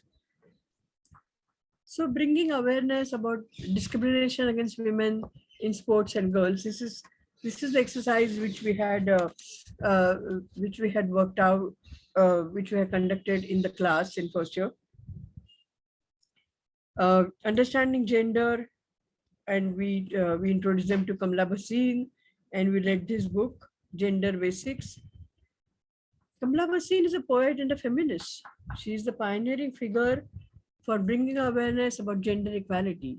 We read this book in the class, and students made a PowerPoint presentation taking inspiration from this book. We also showed the Satyamev Jayate episode on Kamala Bhasin. This was followed by discussion and debates. This was another very interesting book that we read in class. I'm Malala, the girl who stood up for education and was shot by Taliban. And the students read this book, and they made illustrated copies of this book. So they would read a chapter, and they made the illustrations. And how to bring these issues into academics? What do we do with these issues? So women in sports, the students conduct case studies, interviews, compile statistics about sports center, parks, maidans and playgrounds, society grounds and clubs concerning usage by girls. The students visit these places many times to observe and conduct interviews. The studies compiled into presentation, and then they also make posters. So this is a typical scenario in whether it's metropolitan cities or villages or small towns, that you will see all the boys grabbing the ground and playing. And where do the girls play? They play. I have 3 daughters, and we used to live in the society. Society was very big, but the entire ground was always taken up by the boys. So the boys' argument was, oh, 1 to 4, the ground is available. So I said, but who is going to play from 1 to 4? And then we made a rule that, okay, no, on alternate days, the ground will be free for the girls. And we did that. So sometimes people say, look at this girl, she's trying to be a boy. Football is a boy's game. She's wasting her time. She should be doing housework. But my family supports me, so I don't care. So this is a beautiful institute called Yuva, and they are training girls, in sports.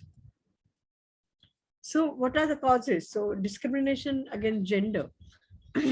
Girls have to carry responsibilities in the house. Girls have to come back home before 7.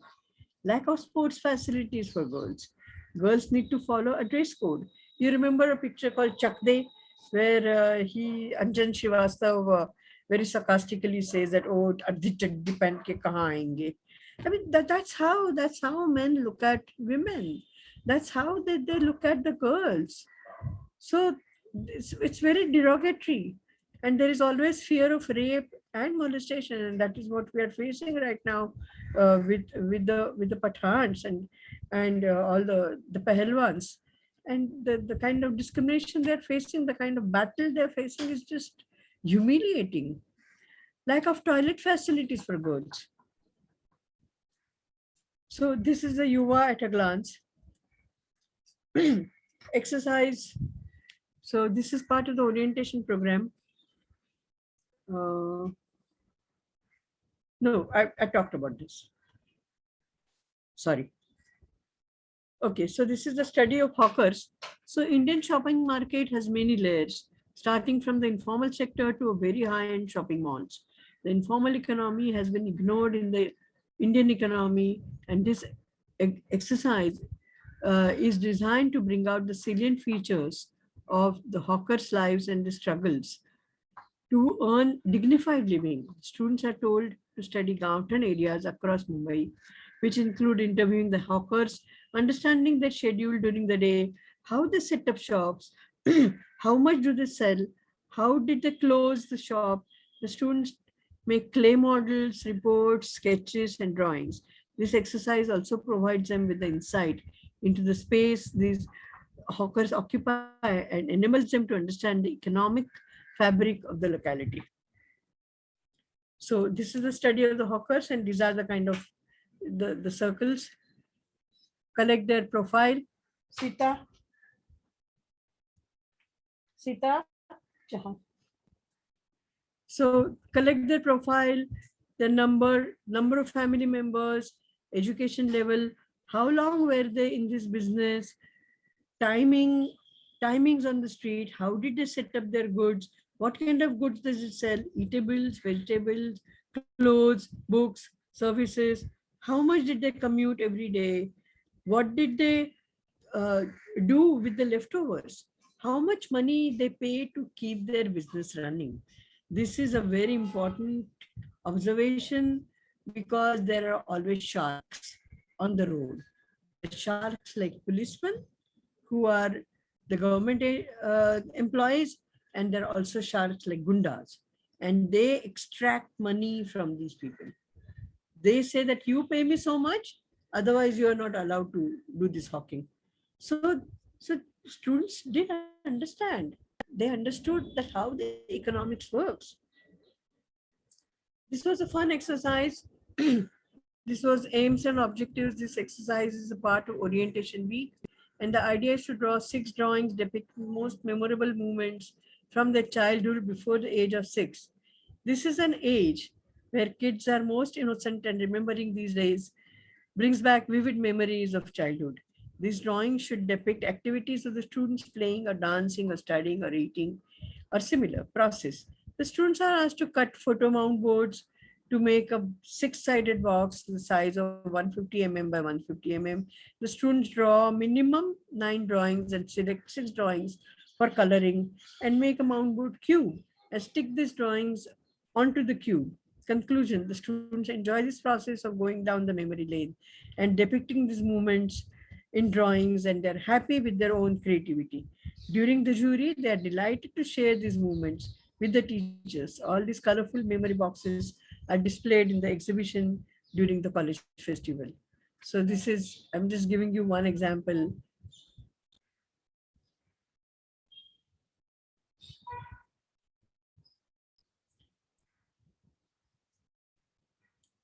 This is a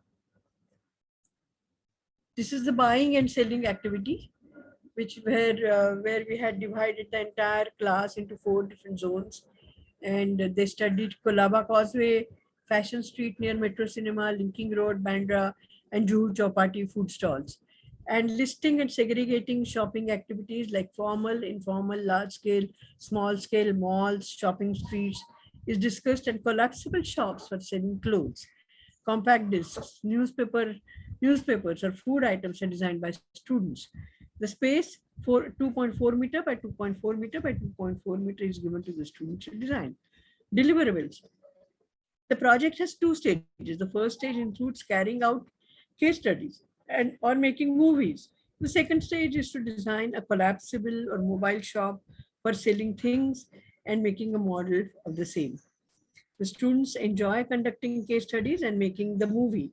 They learn about selling activities from the shop owner's point of view and find that designing for informal shopping activities may be quite challenging.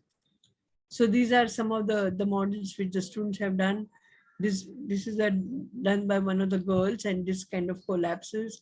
And this is for all the fashion accessories. And this is a person who has this stand, and he's selling the cassettes, and she's selling some items here, mobile phones or something. This guy is selling the newspapers, and it's a collapsible, and he has a small chair also, and a roof over his head. It's a completely collapsible model. So this is the one of the exercises which we do. The study of your own house. This exercise includes following stages: measure your own house, draw it to scale, show light and ventilation, show furniture layout, show activities in the morning, show movement diagrams, show privacy gradient, and show the house on the festival days. So it's a very, very interesting exercise where they make the drawing, then they put tracing papers and make different kinds of layouts to show light and ventilation, furniture layout, movement diagrams. And this was a very interesting exercise in terms of understanding how the house works. So So they had to understand, okay, which is the north and which is south, and where the light comes from, and which is the sun, where the sunlight enters, and how things are happening. So it was a very interesting exercise to understand house and activities. And Bombay being, Bombay, the apartments are so small. So they understood that when they started analyzing the activities in the morning, there is always a rush in the toilet, and there is always a tuck tuck in the on the door, that come out fast, I want to get ready and I want to go. So things like that. So they understood all this. And especially when they show the house on the festival day, they would understand that, okay, on a Diwali day the house looks different, on a Eid day the house looks different, and what are these, how the house changes. Then we had designed one daycare center. Was a very interesting project. I'm talking about all these projects because these projects are all talking about the humanity issues, the issues of humanities, issues of social issues and human issues. So daycare center is a necessity, is a necessity of our society. Where do the mother keep the kid? Either you have a maid sitting in the house, or your mother-in-law or mother taking care of your kid, or you just sit in the house. You can't go out and work. So therefore, understanding what is a daycare center, and what, so they conduct social survey for the surrounding area. They talk to working mothers, and they talk about their worries. They talk about affordability, and then they make the plan of activities, space planning, and they start with the plan section, elevation, muse, models, and presentation. So the idea is that each and every student adopts a small kid for observation. So maybe he's your brother's son, or maybe your sister's son, or maybe a kid next door. You adopt that kid and you follow that kid at least for 1 week, full time. कब सोता है, क्या खाता है, क्या पीता है, क्या खेलता है. You try and understand the life of this kid, a 3-year-old, a 2-year-old, a 4-year-old. And then these are your clients. These are your clients when you talk about activities. Okay, this kid likes to play, this kid likes to read, this kid likes to, so we must have play spaces, then we must have a library, we must have toys, and we must have coloring books, and we must have colors, and so on. So that becomes the design brief for the entire class, because now we have a class of 40. So there are 40 different kids and there are 40 different needs. And then you try and fulfill these needs. So the faculty members have already chalked out that, okay, these are the rooms and these are the activities and these are the spaces. But let it come from the students. The moment it comes from the students, then they understand that, okay, I need a place where the kid can sit and read, or whether the kid can sit and play with Lego. So this is a, sorry. This is the project.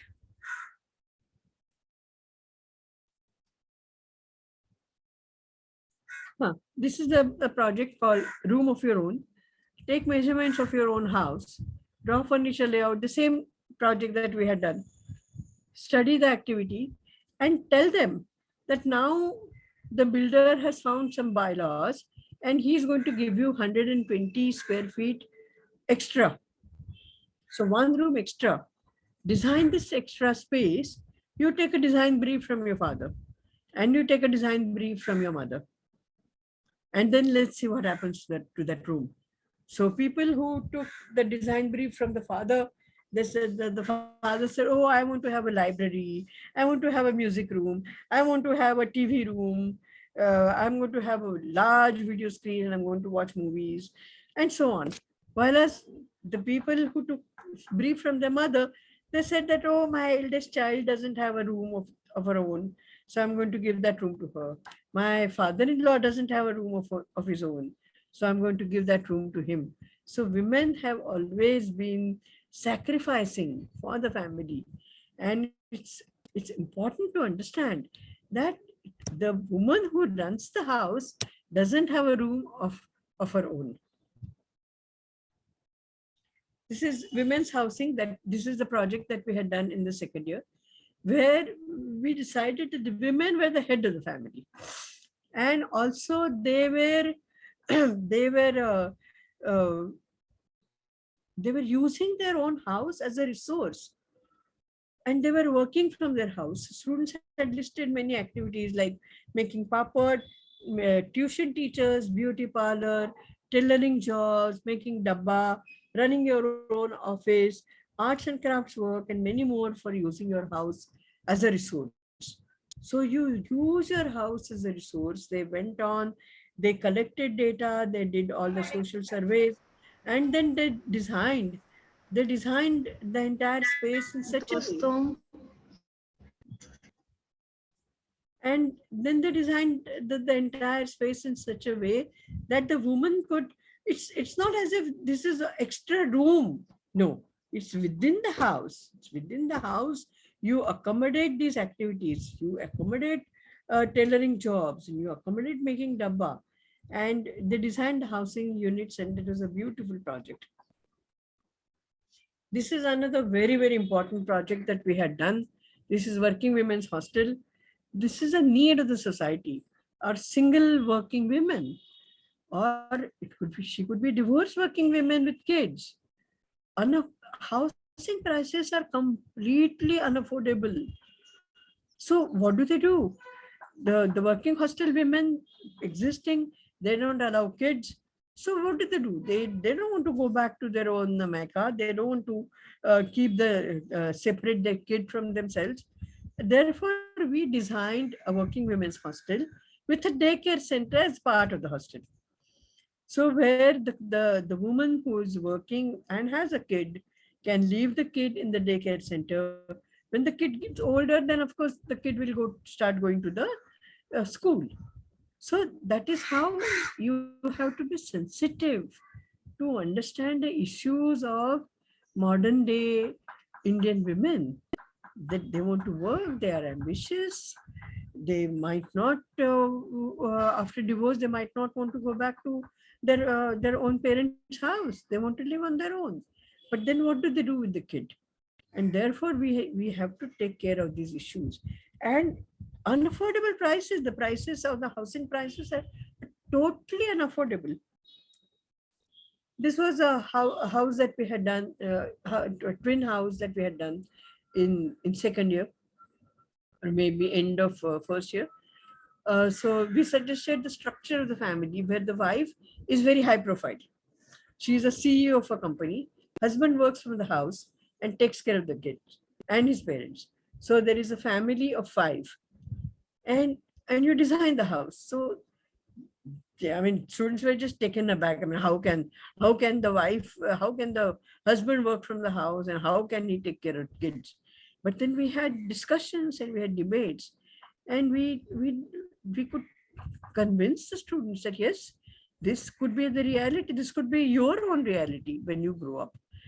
When your wife is more successful than you might have to sit in the house and look after the kid, and look after your parents, and that, and or alternatively you work alternatively, and this is what is going to happen. So this was a very provocative project. This was a project that we did in Pune, in Ayojan College. So this was a project where there are 3 houses. So there are 3 families sharing a common courtyard. So family of 5, wife is again very high profile, CEO of a company, husband works from the house, takes care of the kids and his mother. Family of 3 working people staying together. Family of 2 working women renting a place to stay. So when I say this, the students have to decide what is the structure of this family, whether 2 women, 1 man, 2 men, 1 woman, how, or 3 women staying together, 3 men staying together, how, what is that structure? You take a decision and you design that house. And after giving this freedom, the students are taken aback. I mean, they have never thought that, okay, there could be a family of three women staying together, or family of three men staying together. But it's provocative, and that's what is important for them, for understanding that, okay, you need this provocation in human, understanding human life, understanding social structure. So this is one of the studios that we had taken in first year. This was at Ganga, where we said that, okay, living and working spaces and selling spaces are together. So the workspace could be a studio for a painter, restaurant, fashion house. He could be a ceramist. He could be a tailor. He could be one of your balutedars. He could be one of your tradesmen. He could be the person who is doing the printing job. So you have to design a working space, a living space, working space, and selling space. And and this was a very successful project for the first year, right? Yeah, so that's the end of these projects. This is something I'm going to talk about my own design journey. So I have lived, uh, I was born in and brought up in Gujarat and in Ahmedabad. I went to SEPT for the initial 3 years. I was born in a Maharashtrian family, and I had a unique upbringing. Being born in Maharashtrian family, living in Gujarat, I could synthesize these two streams of multicultural roots. The sensitivity towards arts and crafts and built form was inspired by Gujarat, and my progressive approach and quest for excellence was rooted in the literal arts, singing, theater, and culture of Maharashtra. This was the project that we had done together, me and my husband. This was 2,000 housing units in Baghdad. We had architectural joint practice. This is the joint practice. This is the a restaurant. This is the resort that we had done in Vasai.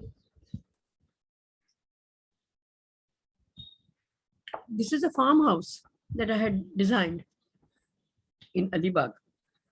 This is the macrame screen that I had done. This is about 12 feet by 6 feet, large screen. These are the necklaces which I do. These are all macrame necklaces. This is a macrame necklace. And that's me.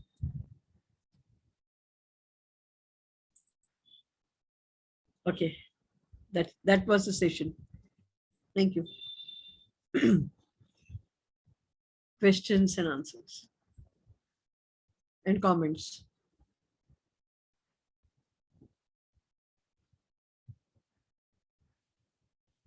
Ma'am, I really love the perspective, the different perspectives that you tried to show us. I mean, doing activities like going and observing buyers, sellers, different things that you were proposing, different types of activities.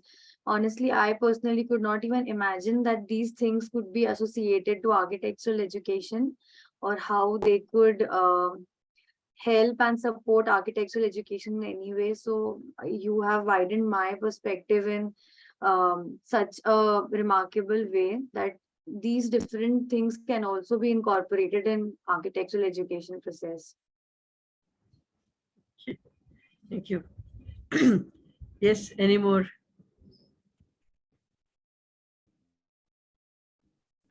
Yes, ma'am. It was Yeah. Nishida said it was really interesting, especially the way you incorporated the design brief in a different way. Like instead of we are giving simply ask them to design a building, we can identify a social problem. We can identify a special social user group and ask them to study what they exactly needed. Then that way we can make the students more socially responsible instead of asking them to simply design some schools, houses and all.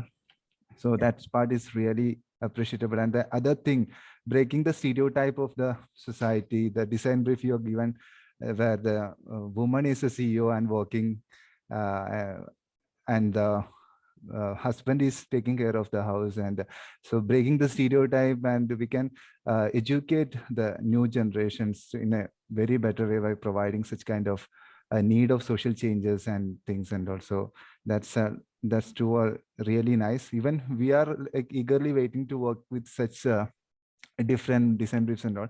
The only thing is we are stuck with the schedule given by the university. We may not be get that much time to work on such different projects and all. So even though within the limited time, we will think about that in a different next year onwards, we will maximum try to provide the different kind of design briefs and all. So that's an enlightening session, ma'am. Thank you so much. Thank you. Yes. Anybody else? Shreya? Good afternoon, ma'am. Yeah. Myself, Shreya from River University, Bangalore. I have been listening to you since afternoon, and I truly admire the pedagogy you've been using to understand the surroundings, and then now the social aspects. Ma'am, throughout the process, we have created a brief. Now, I want to know, how do you know that students are enjoying this process or not? And uh, if we'll give them a social brief for a women's house or a worker's house, and no matter if we'll give them a daycare center or anything, how would we assess that students are enjoying the process? What is your assessment criteria, and how do you evaluate at the end? We have to give They will marks. be completely involved. So what we did was, once we had done old age home, and we said, now you adopt one old person. He could be your father's uncle, he could be somebody. So you start involving the students firsthand. Let them understand the social reality. And the moment they start getting involved in it, they'll start enjoying. So you don't have to worry whether they are enjoying. You'll understand as the progress, as the work project, the project goes on, you will know that yes, they are enjoying this. And how do you assess, ma'am? Just like their participation, or you give them marks to certain stages and everything? That this is part of the process. This is part of the design brief. So this part is introduction to the project. Then you build the design brief around this. So we used to do the design brief on the board. That okay, what does Nitin's child wants? Okay, he wants to play with Lego. He wants to play with building blocks. Somebody else wants to just run around up and down. So you build that. So that means all that is getting added to the brief. Nice. You gamifying the studio itself, ma'am. That is very playful. Yeah. We do the design brief in front of them. Wow. That, okay, how much space now? How much space do we require? How many students want a place for artwork? So many. Therefore, so much area is required for artwork. Because as architects, we already know that okay, these are the spaces which are needed, but we want them to get involved, and we want the students to get involved. Okay, I'll be following the same trick now, ma'am. Thanks so much. Yeah. Yes, I want more comments.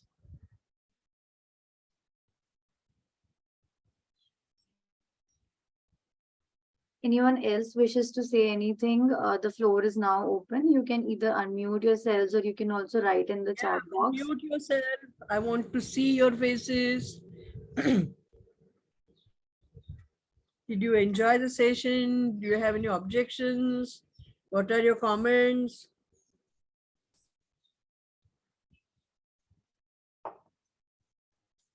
Yes, Parampreet, you want to say something? Ma'am, I'm actually looking forward to all the lectures. Rest of the lectures, I had my doubt, I cleared my doubt, but I'm also looking forward for the rest of the 3 lectures which are remaining, because yes, we need to have a different approach. And you are showing us the way how it can be done. Yeah. And these are all tried and tested projects. These are not just hypothetical. We have done all these projects with the students. Yes, Meenakshi Singh, Gayatri, Divya, Akanksha, Gulnaz. Yes, Meenakshi. Want to have some comments? Hello, good afternoon, ma'am. Good afternoon. Good afternoon, ma'am. Hello, am I audible? Yes, yes, yes. So it was a lovely session, ma'am, and how to take up this subject.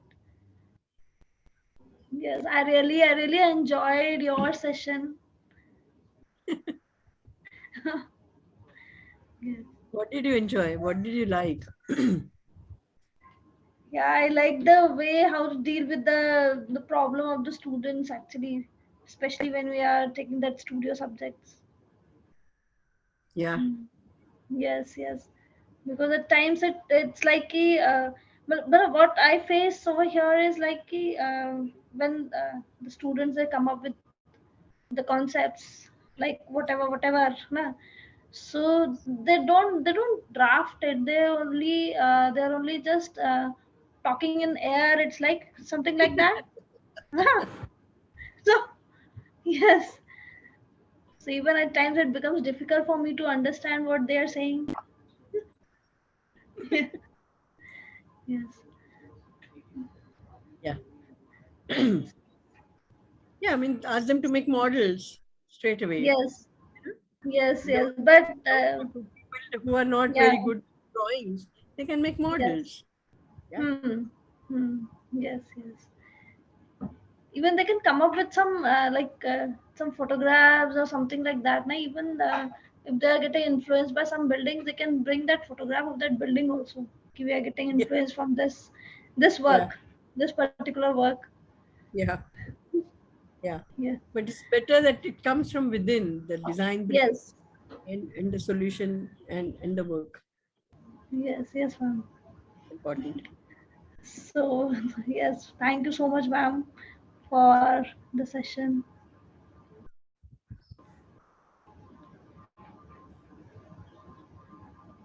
Anybody else who wants to comment? Divya, Gayatri.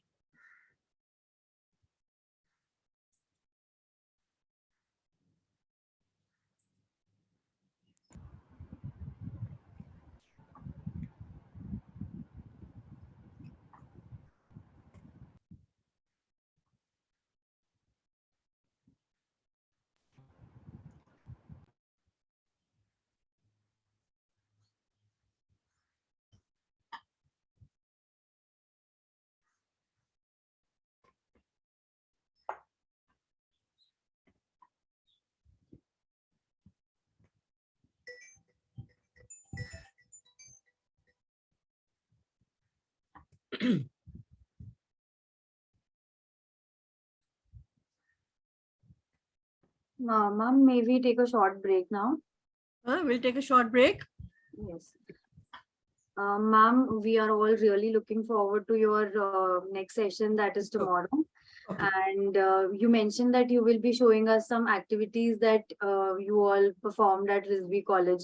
Yes. So I think we have got a very good trailer of the entire picture that we are going to witness in the next 2-3 sessions with you. Yeah. These were some really interesting and new approaches that you were talking about, and we're all waiting to learn from you and understand these different methods that we can also try and apply in our design studios. Okay. So see you tomorrow. Bye. Bye. Thank you, ma'am. Bye.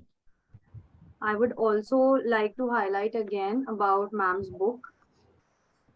Ma'am's book is called Learning Basic Design, and ma'am has offered very graciously. In fact, ma'am has offered a 10% discount to all the participants of this faculty development program. So, if you required this book, if you want to book it, you can contact ma'am for this. Yeah. Okay. Okay. Thank you so much, ma'am. Thank you. Bye. Thank you. Thank Bye. you. Have a good day. I request all the participants to be back again by 2:50. We will be starting for our next session. After this, our next session starts sharp at 3 o'clock. I request all of you to please be back by 2:50. This session will be taken by Dr. Vishakha Kavatikar. and she's from SPA Bhopal. Ma'am will be taking a lecture on including cultural heritage in the architectural design process. Ma'am will be talking about community sensitive design, and again, this is going to be a very remarkable and very thought provoking lecture. We will be looking at something very new. Sometimes we are not able to be so attached to the community. We are not so sensitive while we are designing. Even as professionals, and especially, it is much more difficult for students to understand this. So, in this session, how we will learn how to make these things relevant for students. I'm sure it will be a very nice, very engaging lecture. I request all of you to please be back on time. And I also want to remind you all that attending all the lectures in this FDP, all 10 lectures, is necessary for you all to get your certificates after this FDP. So I hope everyone will be present in the next lecture as well.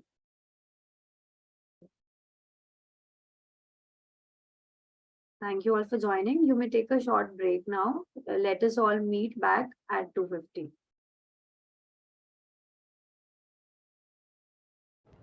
Good afternoon, Nishtha. Good afternoon. Good afternoon, ma'am.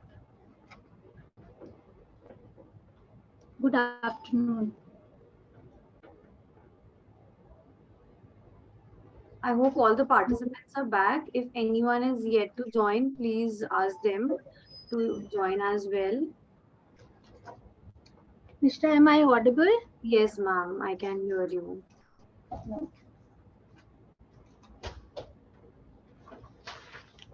Let us all humbly welcome Dr. Vishakha Kavatikar. Ma'am is head Center for Cultural Knowledge Systems and head Department of Conservation, School of Planning and Architecture. Ma'am has been a constant source of inspiration. She's been my guide and mentor. Ma'am has been my thesis guide in my master's program as well. Uh, I cannot even start about talking about her achievements. There are so many. I'll just name a few things. Ma'am has completed her Doctor of Philosophy in Museology from National Museum Institute, New Delhi, India. Ma'am has done her Master of Architecture in Architectural Conservation from School of Planning and Architecture, New Delhi. And she completed her Bachelor's from MIT Gondia, Nagpur University. Ma'am has undertaken many conservation and heritage and culture related projects across India and still continues to work in the culture and conservation sector through Center for Cultural Knowledge Systems. Today, ma'am is here between us to take a lecture on including cultural heritage in the architectural design process.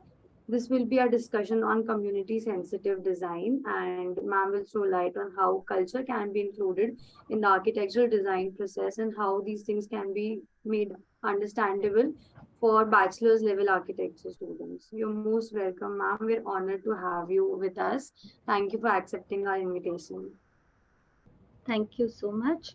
Thank you to Amity University also for inviting me for this lecture. And my lecture is titled Including Cultural Heritage in Architectural Design Process. What I will do is I will quickly frame the background for the presentation, and then after the presentation I am free to answer as many questions as you want. My only what I should say is my only limitation is, yes, by I think by we should try by 4:15. I should just leave, right? So Okay, ma'am. everyone, please keep your questions ready as we go along. You can keep on typing it in chat box. I will answer to each and every questions. So to begin with, let me share the presentation. And yeah, so we are looking at including cultural heritage in the architectural design process. Uh, it's very difficult or it's very easy.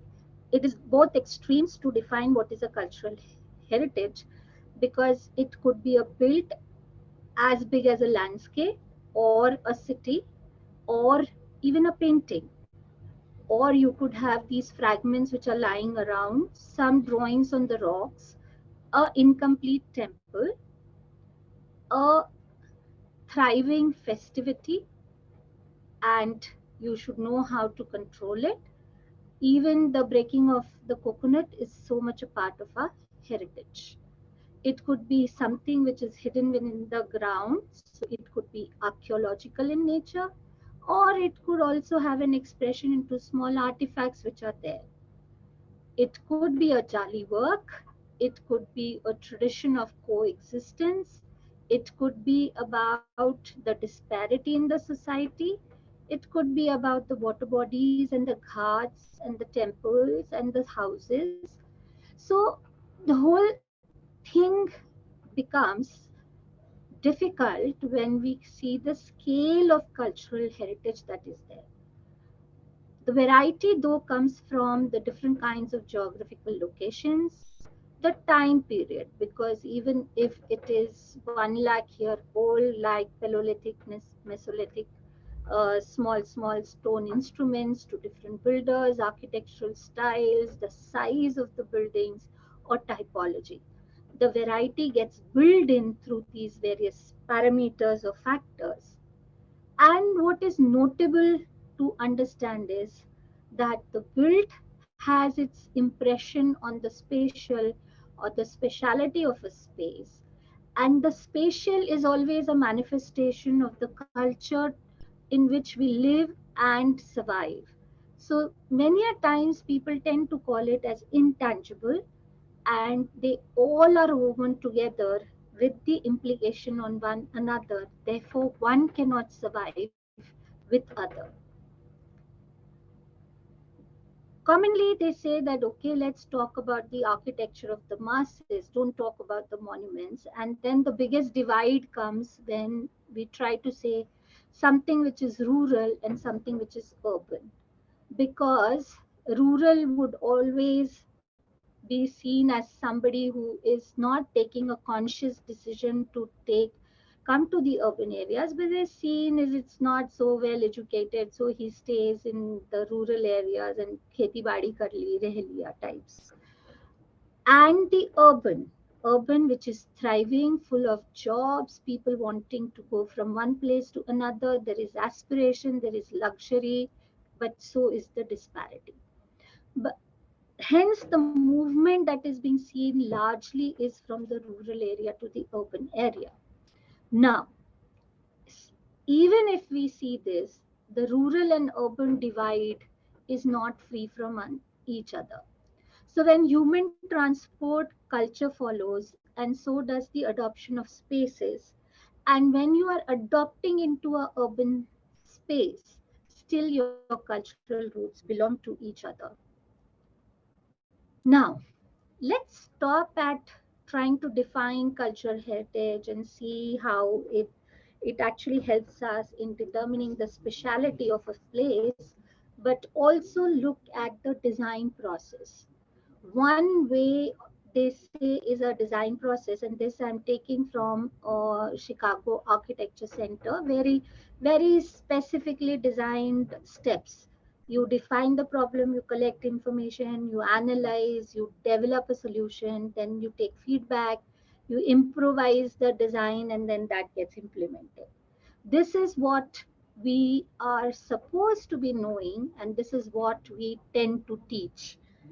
But this is the A to Z process. So the A to Z process is really that we speak to the client or to whom for whom we are designing. Then we say it is a concept stage, it is a drawing stage, and if the client demands, then we also have a model or a 3D phase.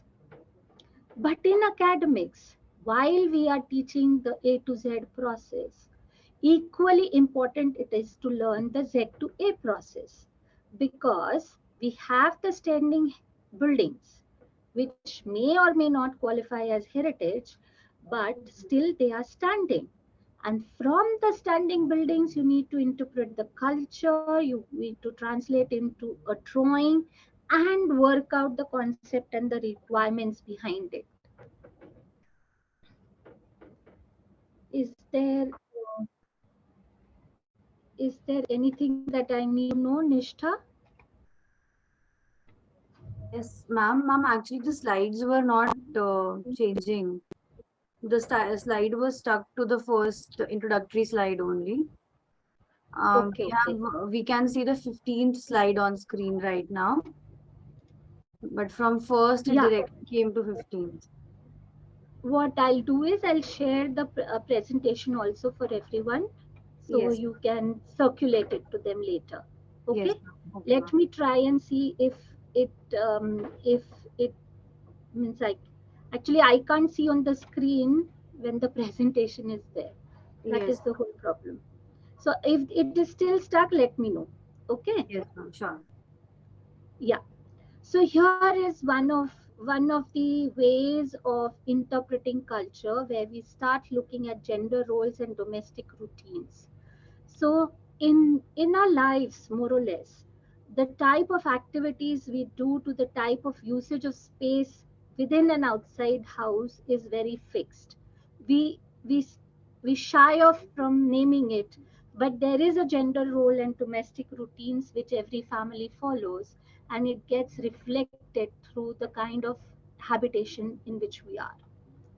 Economy, whether it is permanent, whether it is a temporary structure, whether there is an occupation which is being functioned from a house, everything related to economy used to get reflected from the buildings that you see.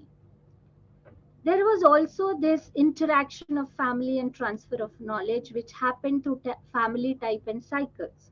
So it is as simple as that. If you are a joint family, you will find that the house is there and it's going on expanding or Excuse me, ma'am. shrinking with. Sorry, excuse me, ma'am. Sorry to interrupt. Ma'am, the slides are stuck again. They're not moving. Nishta, is it okay if you can present and I'll speak from here? Yes, ma'am. Yes, ma'am. Sure. Please Yeah, send me the I presentation. have already mailed you.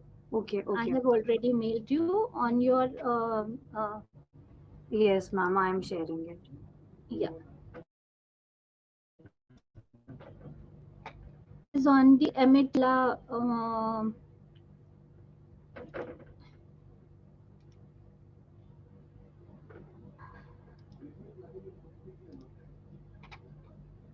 Amity wala email ID.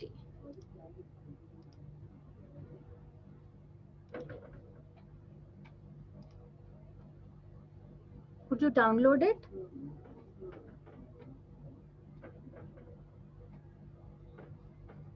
Yes, ma'am. I'm downloaded. I'm just opening it. Yeah. And you can share the PDF one with everybody as a material for reference. Sure, ma'am.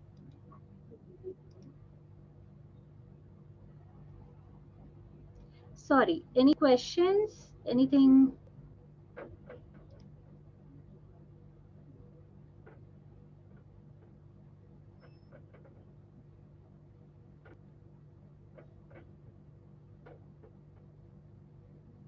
Is the presentation visible to everyone? Yes. Yeah. As you continue to show the slides, I'll repeat what I was saying. Yes, these are the different kinds of cultural heritage, and right from the landscape to the city to next, Nishta.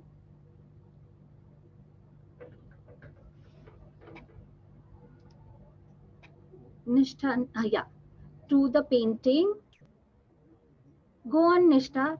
Yes, ma'am. Whether it is a dam or a architectural fragment, a drawing or an incomplete temple, whether it is a festival which is there, or it is a part of archaeology, or a small artifact, they all become a part of cultural heritage. Yes. Next. So I was trying to explain that how variety of built heritage gets built because of the differentiating geographical location, time period, builders, architectural style, size, and typologies. Everything goes on changing. And I did mention this part where built, spatial, and intangible heritage, they are all woven together with implication on one another. Next. Yes, I did speak about this rural and urban divide and how it seems to be a unidirectional from rural areas to urban areas, but nowadays the reverse is also happening. But as we come from one place to another, we not only transport each other, but the culture also gets transported. I did give an example about the design process and how people think. Next. And then I was speaking about the design process, in which the way we teach in today's context was really that we formulate a concept, we make drawings and models, and this is how it translates. But I was also telling you the importance of academics and how academics we should also teach the process which is reverse, that is from Z to A process, where we have the actual example, we interpret it, we draw, and then calculate the concept and the requirements. Next. I did speak about gender roles and domestic routines and how by just looking at the house, you can actually study the house and interpret what is that role of which gender and what kind of domestic routines a person uh, has, not only within the house but also outside the house. So if you actually start mapping, there is a certain layout, a spatial mapping that you can get, which is very specific to the gender, even within the same house. Next. I was talking about how the standing buildings reflect about the economy not only in the terms of temporary and permanent building material, but also the occupation. And there are these specific requirements of the occupation that get reflected in the house. Also talking about the family size and how the family interacts with each other, that can get reflected through just by studying architecture. Next. How you store food also is an important aspect that can be studied into Z to A process. So you can, whether you are eating on a dining table or on the floor, everything gets reflected. And it is really how you cook food, how you prepare food, how much of energy and what kind of energy is being consumed, which gets reflected by studying the kitchens. So you can have a chulha or a microwave. Everything speaks volume to the kind of lifestyle that you live. Next. Religion and belief gets reflected not only into the kind of decorations or decorative items that are there in the house, but also towards collective festivals, because you will have the open grounds and mandaps if you are celebrating Ganpati or Durga very regularly, or there are these community grounds where nothing is being built because it is dedicated to certain kind of religious performance that happens maybe once a year. Rest of the time, it would function like a maidan. Symbolism also reflects the culture that you belong to, and it can be seen very easily on the walls, the paintings, maybe a small little niche in your house, and that would also speak volumes of what kind of culture, background, or your concepts of life are. Then there is also tradition and transmission, and it can get reflected into small things in your own home. For example, moral and immoral, do's and don'ts, good and bad. For example, if you have a cupboard where you keep your shoes right outside the house, you know the your chappals are not invited in the house. So there is a solution to a tradition that needs to be followed. So it could be scientific, it could be traditional, but even a cupboard outside the house would speak a lot of things about the tradition and transmission that is there within the family. Next. Now, there is this architectural expression which is there into the existing buildings. For example, there is a lot of hybridization. You might have a house which is very old at ground floor, then some time of the time the first floor is added and then the second floor is added. Even the floor construction would reflect into the time. the motives that are there or were in fashion was it can be studied. So you can see that even hybridization in terms of a most modern plan could have very very traditional kind of reflection in its elevation and vice versa, that it could be a very very traditional way of planning but the expression of it could be quite modernistic. Next. So whenever whenever we say that okay, let's study the master's work, let's study the iconic building, let's study the modern buildings, while most of the architectural education in this era is towards the quote unquote modern buildings because we are only training them to do concrete structures, suddenly for in last decade the vernacular teachings and indigenous architecture is taking its form, and we cannot have two extremes because learning happens somewhere in between. Unless we tell them how to design A to Z and Z to A, the learning still remains incomplete. Next.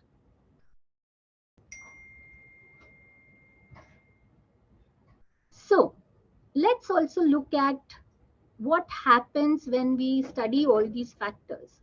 We do come to know the relationship of the cultural and social context to the community in their own geographical context, and therefore studying Z to A becomes important. Next. So there is an anthropological value because if you study the settlements, you will find that the communities agglomeration is there, they coexist between each other. There is sharing of common spaces and there are typical community layouts. So you could have one community, but all houses more or less look like the same. So there is an anthropological understanding towards everything which is there. Next.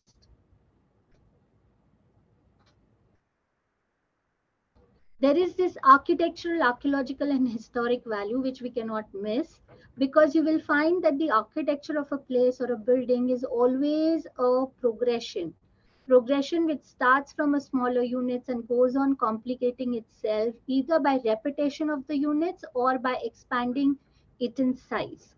So there is this value which is there, which I'm not saying is only this, it's just a reflection that yes, these are the things that we might see. Next. There is this environmental and aesthetic value because it is expressed in colors, motives, design, as well as we all know that most of the buildings are designed to protect us from the environment which is there. So when you start using local materials, they seem to be an idealistic reflection of the environment we are building it. Though I do agree these days concrete seems to be a solution for everything, and little by little as the aging of the concrete is happening post independence, we are seeing that the concrete is failing very horribly. Next. Economic value I have already spoken of, but then economy also gets into the maintenance and the cyclic process. Every Diwali you want to repaint your house, the maintenance is so much inbuilt into the tradition, and that is something that does should not be missed because nowadays it is more of a maintenance contract. Then 4 years there is no painting done, then you are all faced with so much of insects and allergies. Why not just put a lime wash and get it painted every year? Something to think about. And then the second part of it was everybody did their own home, which is such a rare commodity these days. We need to have people who serve us, and whether right or wrong, we have to have a help. Next.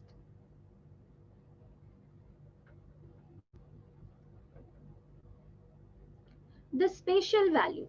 Now, with these new apartments which are coming up, we have all specialized areas like a drawing room, the bedroom, and we fail into thinking about the multifunctional spaces that we already had. So there was always an open room, a khuti and a khatia. The khatia could become your dining table, the khatia could become your sleeping bed. It could also welcome the visitor that is to your house. multifunctionality of a space and furniture is becoming extremely rare.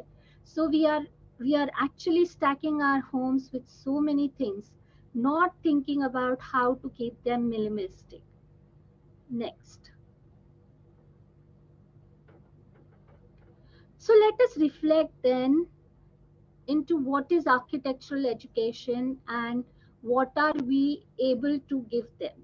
So here are a few definitions. It is so filled with so many things that many a times we create people with lot of knowledge, but they do not know how to build a simple home which a person in the village can make. So we have to really think about, is our architectural education getting more complicated than what it should be? Next. Similarly, we have also tried to create a specialization which is called as heritage studies. And whatever is heritage is our inheritance, architecture is one of them. But then when we are talking about heritage studies, next, Nishta, then it seems as if everything of the heritage needs to get incorporated in history of architecture. Here, let us then also think about a correlationship between pedagogy and practice. There is a huge correlation. What we teach ultimately is being practiced by our own students.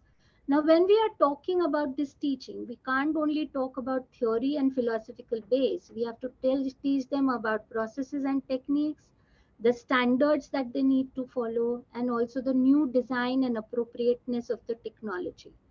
In all this, when we are talking about modernity, we are actually teaching them the absolutes. What we need to teach them is experimentation, which is somewhere between pedagogy and practice. And I think here where we should allow the students to bloom into their thinking caps, we get very rigid about the way we are teaching and the way definite answers that we look for, that blooming of ideas, thinking beyond the normal is getting hampered. Next. So the real question then is, should we actually confine these studies to history of architecture or allow students to develop their sensibility and sensitivity for our past, to look at it as our responsibility, experiment a lot in our studios, because maximum projects are into the historic course where we do not equip our students to design in historic context.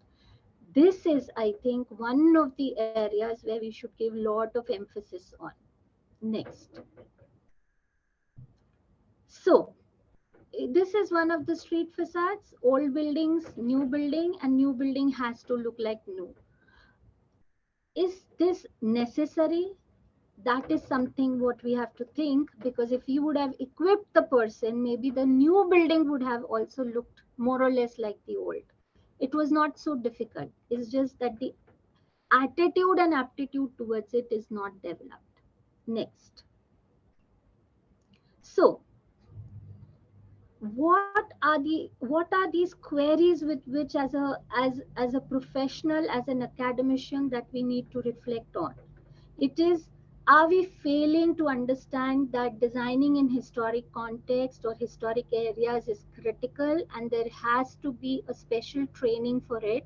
It has to be a regular practice and should be a part of design, architectural design studios. We should not be bound by concrete frame structures. And then the whole question is, are we fighting the right battles, and are we ourselves responsible for the failing profession at a large? Next. So now let us look at the possibilities of how we can do it and achieve it. Next. When I say degree of response, I'm saying this is a normal design process. One is the way academicians have developed it, but this is how traditionally it is happening. First, a person would imitate something, some influence, that imitation will get improvised. Then Either you are getting inspired or you are transferring that inspiration to someone else. There is certain kind of evolution which is happening. From the evolved design, there is some innovation which is there, and then we achieve a new design.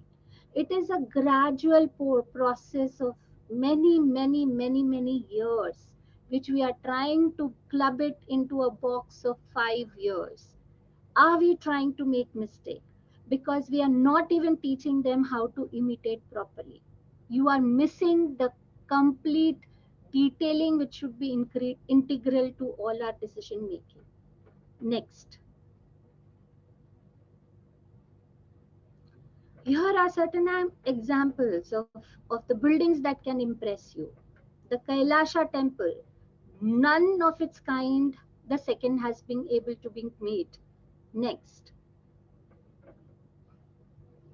The Baudi of Chand Baudi of Rajasthan. We know the wells. There is a water which is very deep. Large people, the community cannot attain it by just drawing that water. Also, the spillover is much. So here is one solution where it is not only about reaching the down, but it is also aesthetically such nicely made structure that you don't feel the exhaustion, because there is something that will always keep you inspiring. Even if you sit on the floor with the sweat going around from your head, you would still feel, oh my God, this is such a beautiful space that I am in. The new designs just are failing to impress us. Next. Imitation. A Taj Mahal to Bibi ka Maqbara. Yes, it is imitation. Different contexts cannot be built the same, but at least there is an attempt. One is large, the grandeur is large, another is humble with little money. Still, even the imitation stands for itself. These days, we are not even able to imitate properly. Next. Influence. These are the water systems of Dholavira. Have we progressed? No, the interlinking is more or less the same. But rather than having the open systems, it is all done through pipes and pipelines. Good. But in the process, we are losing the beauty of water structures that we created, and they becoming integral of our life. And the visibility of water and going scarce and adjusting your scales of use is diminishing. Piped water, either it comes or either it doesn't come. We are not bothered about the wastages. All we are bothered is about the utility. So this consumerism which is increasing in our society, we do you think we are also actually promoting it? Something to think of. Next. Inspiration. The first Anicut Dam, and it had the power to divert the water. The whole credit is given to the Roman aqueduct. Think, what era, what are we achieving it, and what is it that we are doing it today? Even today, the Bhakra Nangal Dam, when it diverts the water, also uses the same kind of system to circulate the water. We are progressing, but maybe we do not want to give the credit to what has been the past from where the inspirations are coming. Next. Another inspiration, Alai Darwaza leading to Humayun's tomb leading to Taj Mahal. There is a degree of innovation which is there. Are we teaching our students to innovate? Are we telling them how to get inspired? We don't teach them. We don't accept it as a process, and therefore it is a problem. Next. Another inspiration is the Tornas.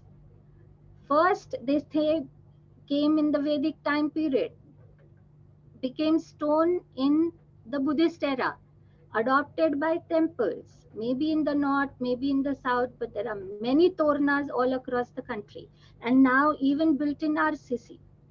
Think, we do inspire each other. Next.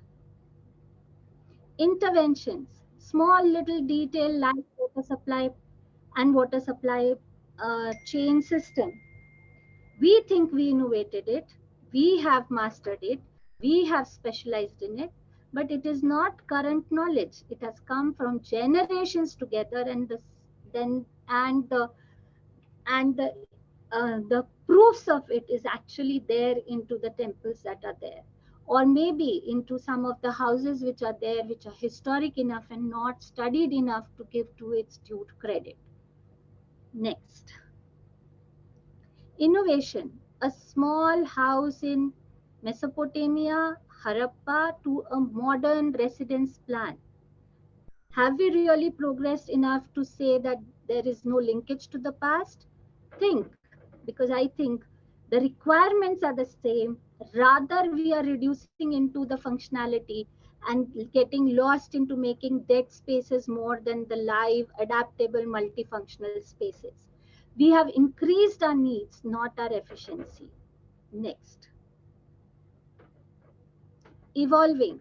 A small earthen pot led to making a coolant system where the water passes and it gets cooled. But our dependency on the air conditioner just doesn't seem to end.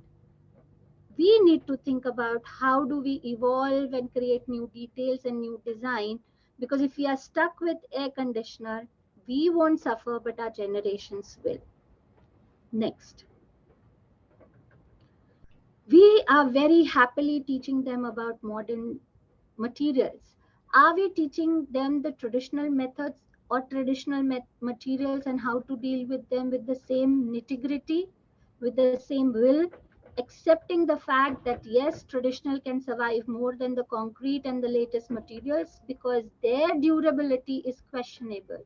It is really the consumeristic attitude which is there where you use and throw, which is not nice, because even if the house breaks down, you can still use the stone brick which was used to construct. There is still a reuse value. With modern material, the reuse value is more or less reduced to zero. We need to think what we are teaching. We need to experiment and we must try. Next, sustainability. We talk about loss of nutrition value. Where will it come from in those 100-storied apartments? We don't even give them the scope to plant their own kadi patta. Our lives were sustainable because there used to always be a kitchen garden, a front garden, which could give you smell, which could give you flowers. There was color, there was nutrition. Everything is getting lost with every new apartment building that is coming up. Are we really living for living? And are we sustainable, or are we losing our traditions day by day, getting more and more dependent and becoming more and more consumers? Next, the streetscape. Being there itself was a joy. Are we still being able to enjoy in a given space unless it is secluded away from the crowd? We have to think, what kind of streetscapes are we creating? What kind of aesthetics are we trying to teach the students to be? Because if we disrespect our past, where are the inspirations going to come? We need to think hard upon what we are achieving. Modernity surely needs to be supported, but the support has to come from its inherent value, which is our culture to which we belong.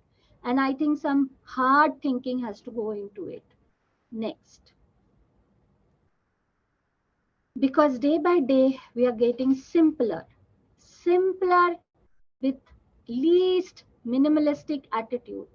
But in that same minimalistic attitude, we are losing to the details which brought in the aesthetics and beauty of a space. Next. So when we talk about these 7 principles of space, light, form, patterns, line, texture, and color, aren't they by default into historic buildings? Why don't we teach them from examples? Next. Whether we are talking about a historic building or a vernacular, they both have all 7 principles in abundance. What we are failing is to teach them how to do it currently. This is another example of a skyscraper. We think that the skyscrapers is a very, very modern achievement, but there were skyscrapers in the past. Maybe not all have survived, but have we looked at those examples also? Because it is a myth that ancient cities were not populated. They were metros. How did they manage to survive? How did they manage to connect with each other even without these modern facilities of transportation? That is something that we should view on, because they surely must be sustainable pockets within each other, and they have survived in the past too. Next. Another very interesting thing which comes from the past is the diversity. It is the same house, but look at how many diverse expression our country can have for that same small residence. Next. Or maybe a simple place of worship, only the temple. Just take an example of only the temple and look at the diversity in which we could achieve to create the same. Next. But what we are teaching is absolute neutrality. It is questionable. Many a times there are many who argue with me that it is not neutral. Okay, you may win the battle, but what I am trying to tell you is whether this is New York or Singapore or Dubai or Mumbai, more or less it looks the same. Next. So, are we thinking what we should teach? That is the question that I'm going to leave you, because with all these examples, you can see it is very easy to incorporate it into our regular design process, but we are not being able to achieve it. Next. Why don't you allow the students to look into some of the historic examples that are there, whether we are talking the city of Saraswat, or we are looking at this panels where there is life, there are people, there are buildings. Are we not studying the architecture of it? Shouldn't we study the architecture of it? That is what we need to think about. Next. There are these drawings which are being made on the roofs. These drawings belong to around 11th century. We talk about being making these drawings today, and we haven't even achieved that proficiency. We need to think hard whether we are doing justice, whether we are inculcating that sense of space and detailing at the same time. And we attribute all the knowledge to the Europeans. Think, let's think, are we doing the right thing? Next. So when I look at the drawings of the Bhojpur, I wonder whether they are working drawings, they are experimental drawings, they are teaching drawings, they are Sthapati drawings, they are drawings for instruction, or just an idea. It has been long time period where we have lost it. Still we need to understand, and it takes a lot of time to interpret them. Another area where a lot of work has to go in is the ancient texts. Are we reading them enough? Are we just looking at the knowledge of past and discarding it? Or are we trying to understand the science behind it and correlate it with the existing architecture, so that we know that there are architectural principles of the past that need to be studied and compared on? Think. Next. So these are some of the samples of the drawings, the graphical representation of the shlok that are there. Just see the kind of data that we can create. So application of the knowledge, whether it is past or today, has to be understood with lot of points of contention, which is times change, interpretations change, and new constructions can happen in the same style. but are we allowing the students to explore and understand and then bring it into our new architectural design process for them to construct something which is very traditional yet very modern? Next. Just another samples of the type of information which is there in the shloks. If we can interpret it, there is a world of knowledge that we can actually bring it back to the surface. Next. So, here are a few of my questions with which I would like to end is that we need to bridge the gap between theory and practice. We need to actually understand what is the kind of theory that we are teaching. Are we teaching heavily based upon what is getting published? Are we ready to deal with a knowledge which is there in the society, in the ancient texts, on the sculptures and the drawings which are there on the rocks too? Theory comes with time. Theory comes with a lot of researches which are being done, but are we giving that importance to the theory which is not being accepted or needs to be explored more and brought to forefront as theory of practice? So we need to bridge this gap between theory and practice, become more aware, fight these battles of modern versus traditional, specialized versus multifunctional, luxury, money, affordability versus sustainability, because here lies the future and we have to engage with it. Next. So, the last, what I want to share with you is writing of the past is always easy, but are we learning? Because learning from the past is very, very crucial. And if we want to find solution to a lot of problems that we are facing today, we have to engage in finding a solution, maybe learning from the past, but aiming for the future. Thank you.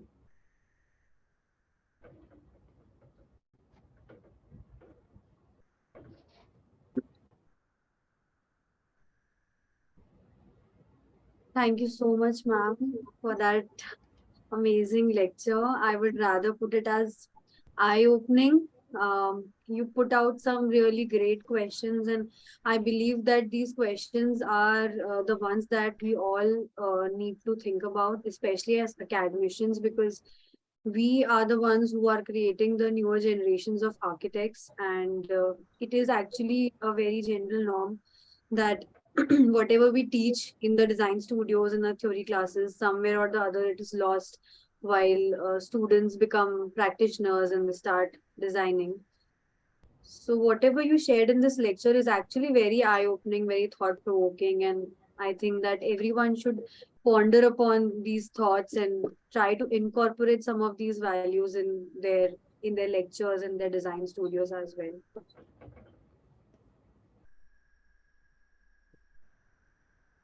Now the floor is open for all questions, comments, or anything that you wish to share.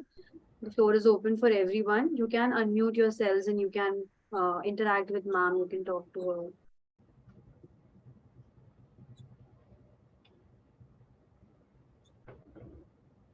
You can also share your views in the chat box. Good afternoon, ma'am. Good afternoon, Anand. Yeah. Ma'am, I have a doubt in my mind. This was such a wonderful presentation and a lot of knowledge sharing you have done. But what we are usually doing in design studio, we are studying in the isolation all these subjects, history and culture, heritage. We are studying in isolation. But when it is, when the question comes for the integration, it is in the design studio. It is where I think it is the point where we are facing problems. So, is there any specific way or methods we can include such things in design studio? Because we have to make a balance for all the subjects to integrate the knowledge of all the subjects in design studio.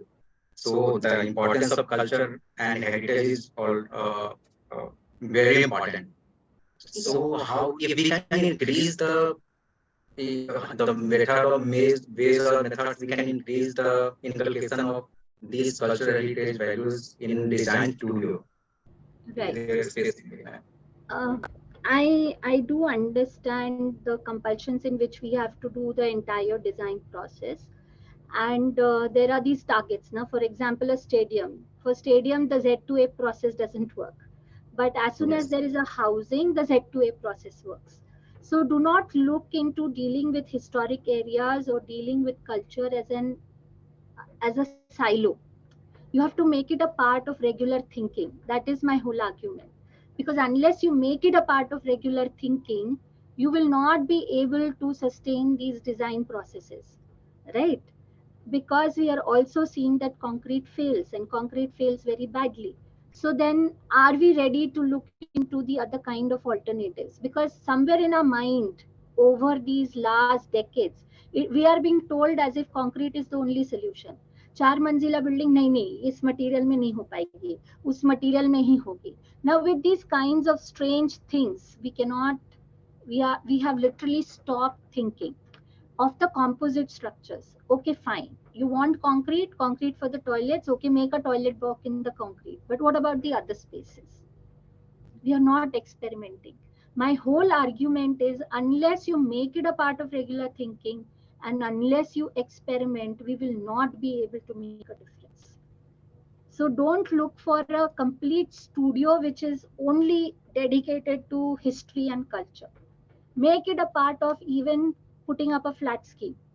Make it a part of it becoming a housing scheme rather than making a housing scheme of low income, middle income, high income. Make it a smaller unit, a middle unit, and a larger unit, and see how people would interact with each other.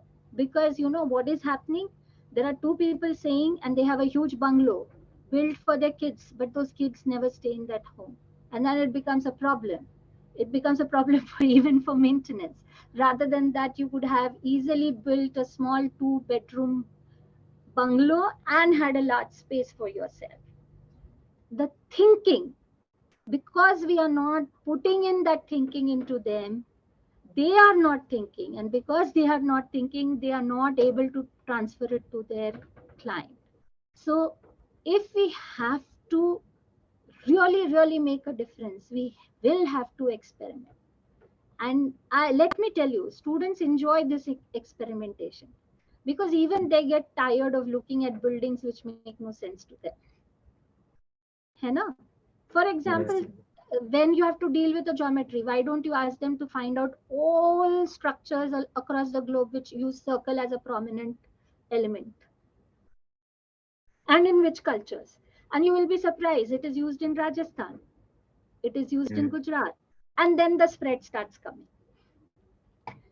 So, only humble suggestion is do not put history as something that you have to pick it from the cupboard and start reading it. Just look around, there is a lot of history. And that is how you have to teach the students to engage with it. Thank you, ma'am.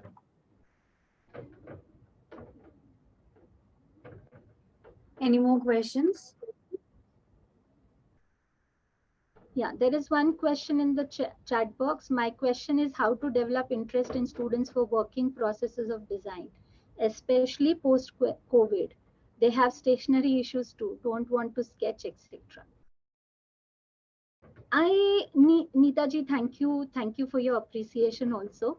But this is the challenge with every teacher is facing post-COVID. They just do not have the skills. When they do not have the skills, they are afraid. And when they are afraid, they don't want to. Now, how do you break the barrier, right? So engage themselves in doing certain kinds of surveys that they do with the people themselves, right? Now teach them this process of cognitive mapping. So people will start making their own teda meda plans. Once they see that plan teda meda, they'll think isse to main behtar bana sakta hu, and then they start. And once they start acquiring more skills. Kyunki we won't be able to teach them the skills.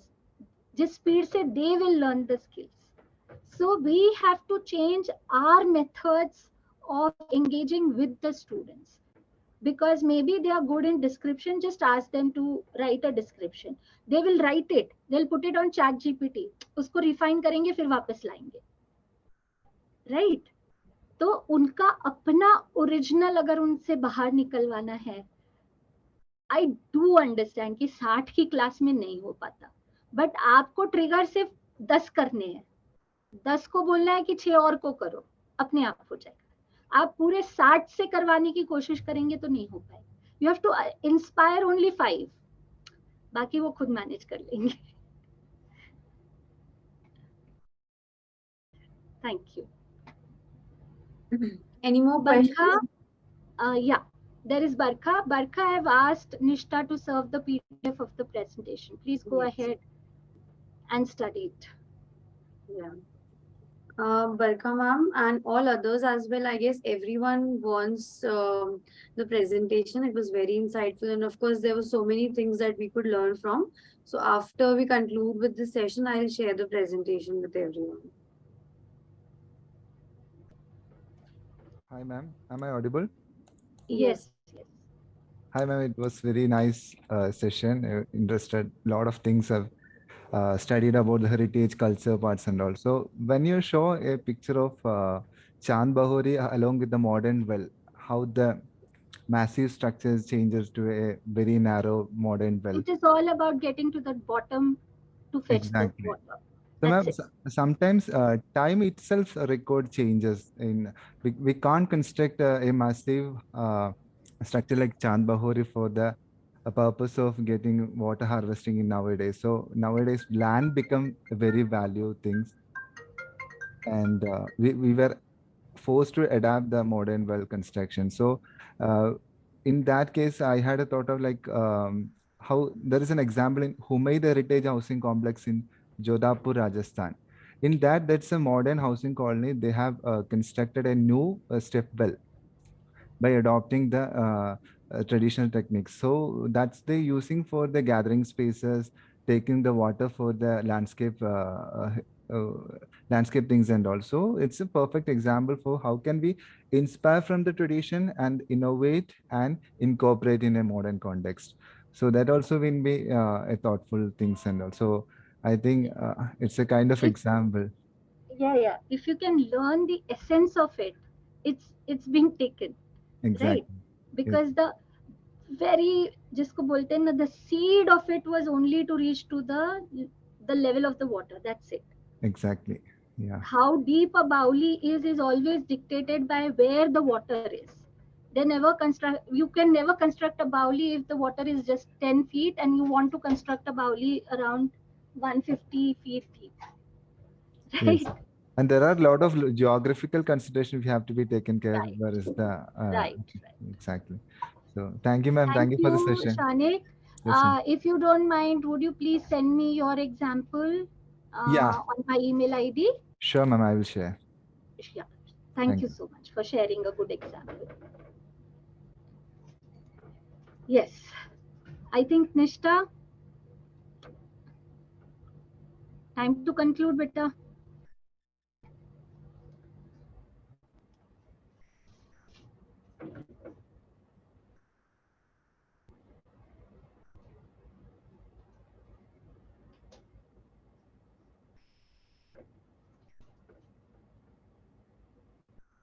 Ma'am, I was saying that may I share your email ID with the participants if they want to ask any more questions or say anything? Right. I have shared the email ID in the chat box. You all can. And as an exercise, please ask them to write 15-20 lines about their thoughts on the presentation. Okay. And if possible, just share that with me. Okay. Sure. Right? Yeah. Because we are also supposed to finite a questionnaire. So rather than asking them definite questions of yes and no, let's keep it open. Ask them to just share, restrict them to 15 lines. That's it. Okay. Right? Sure, ma'am. Yes, we'll convey the same, ma'am. So I hope all of you also heard. You can write your thoughts, views, anything that you would like to say on the basis of the presentation that I will be sharing with you in some time. You can find ma'am's email ID in the chat box. You can copy from there and reach out to ma'am with your thoughts and views. Try to restrict your views in 15 to 15 lines or 15 sentences. Ma'am, I would like to thank you from all of our side. It was truly a very thought-provoking presentation. I don't know a better word to explain it, because you have opened so many new avenues of ideas to all of us today. You've showed us new perspective of how we can incorporate the heritage or vernacular values, culture, ethics into our modern day design studio. And we could not have had any other person who would have done it better than you. Thank you so much for taking time out from your busy schedule for all of us today. We are really It's a grateful. it's a mutual appreciation club. So, and of course, thank you for your university for giving me the chance.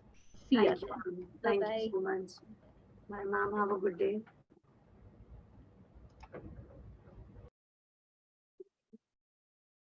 I hope the session was engaging. It was enriching for all of you. If you have any feedback, any suggestions, you all can reach out to me or any one of us from our team in the WhatsApp group that we have created. We are also sharing regular updates in that WhatsApp group about each and every session that we are having. I will shortly share the details of tomorrow's session as well, along with the meeting link. If you have anything to say, you can reach out to us. Please feel free to talk to us, give your suggestions or your feedback. If you have any queries, also you can ask us. I would like to remind you all that participating in all the 10 sessions of this faculty development program is mandatory. Your attendance in all 10 sessions is mandatory for you to receive your certificate after this FDP concludes. So please keep that in mind. I really appreciate that so many of you are so invested in these lectures, and you are also engaging in conversation with the experts. This really shows that we are attentive and we are a part of this lecture throughout the duration of the lecture. We are hearing, we are listening, because then only we get questions and then only we have this inquisitiveness. So I hope the further sessions will also be as interesting as the first two sessions that we had today. Tomorrow we will be having two more lectures. The first session begins at 12:30 p.m.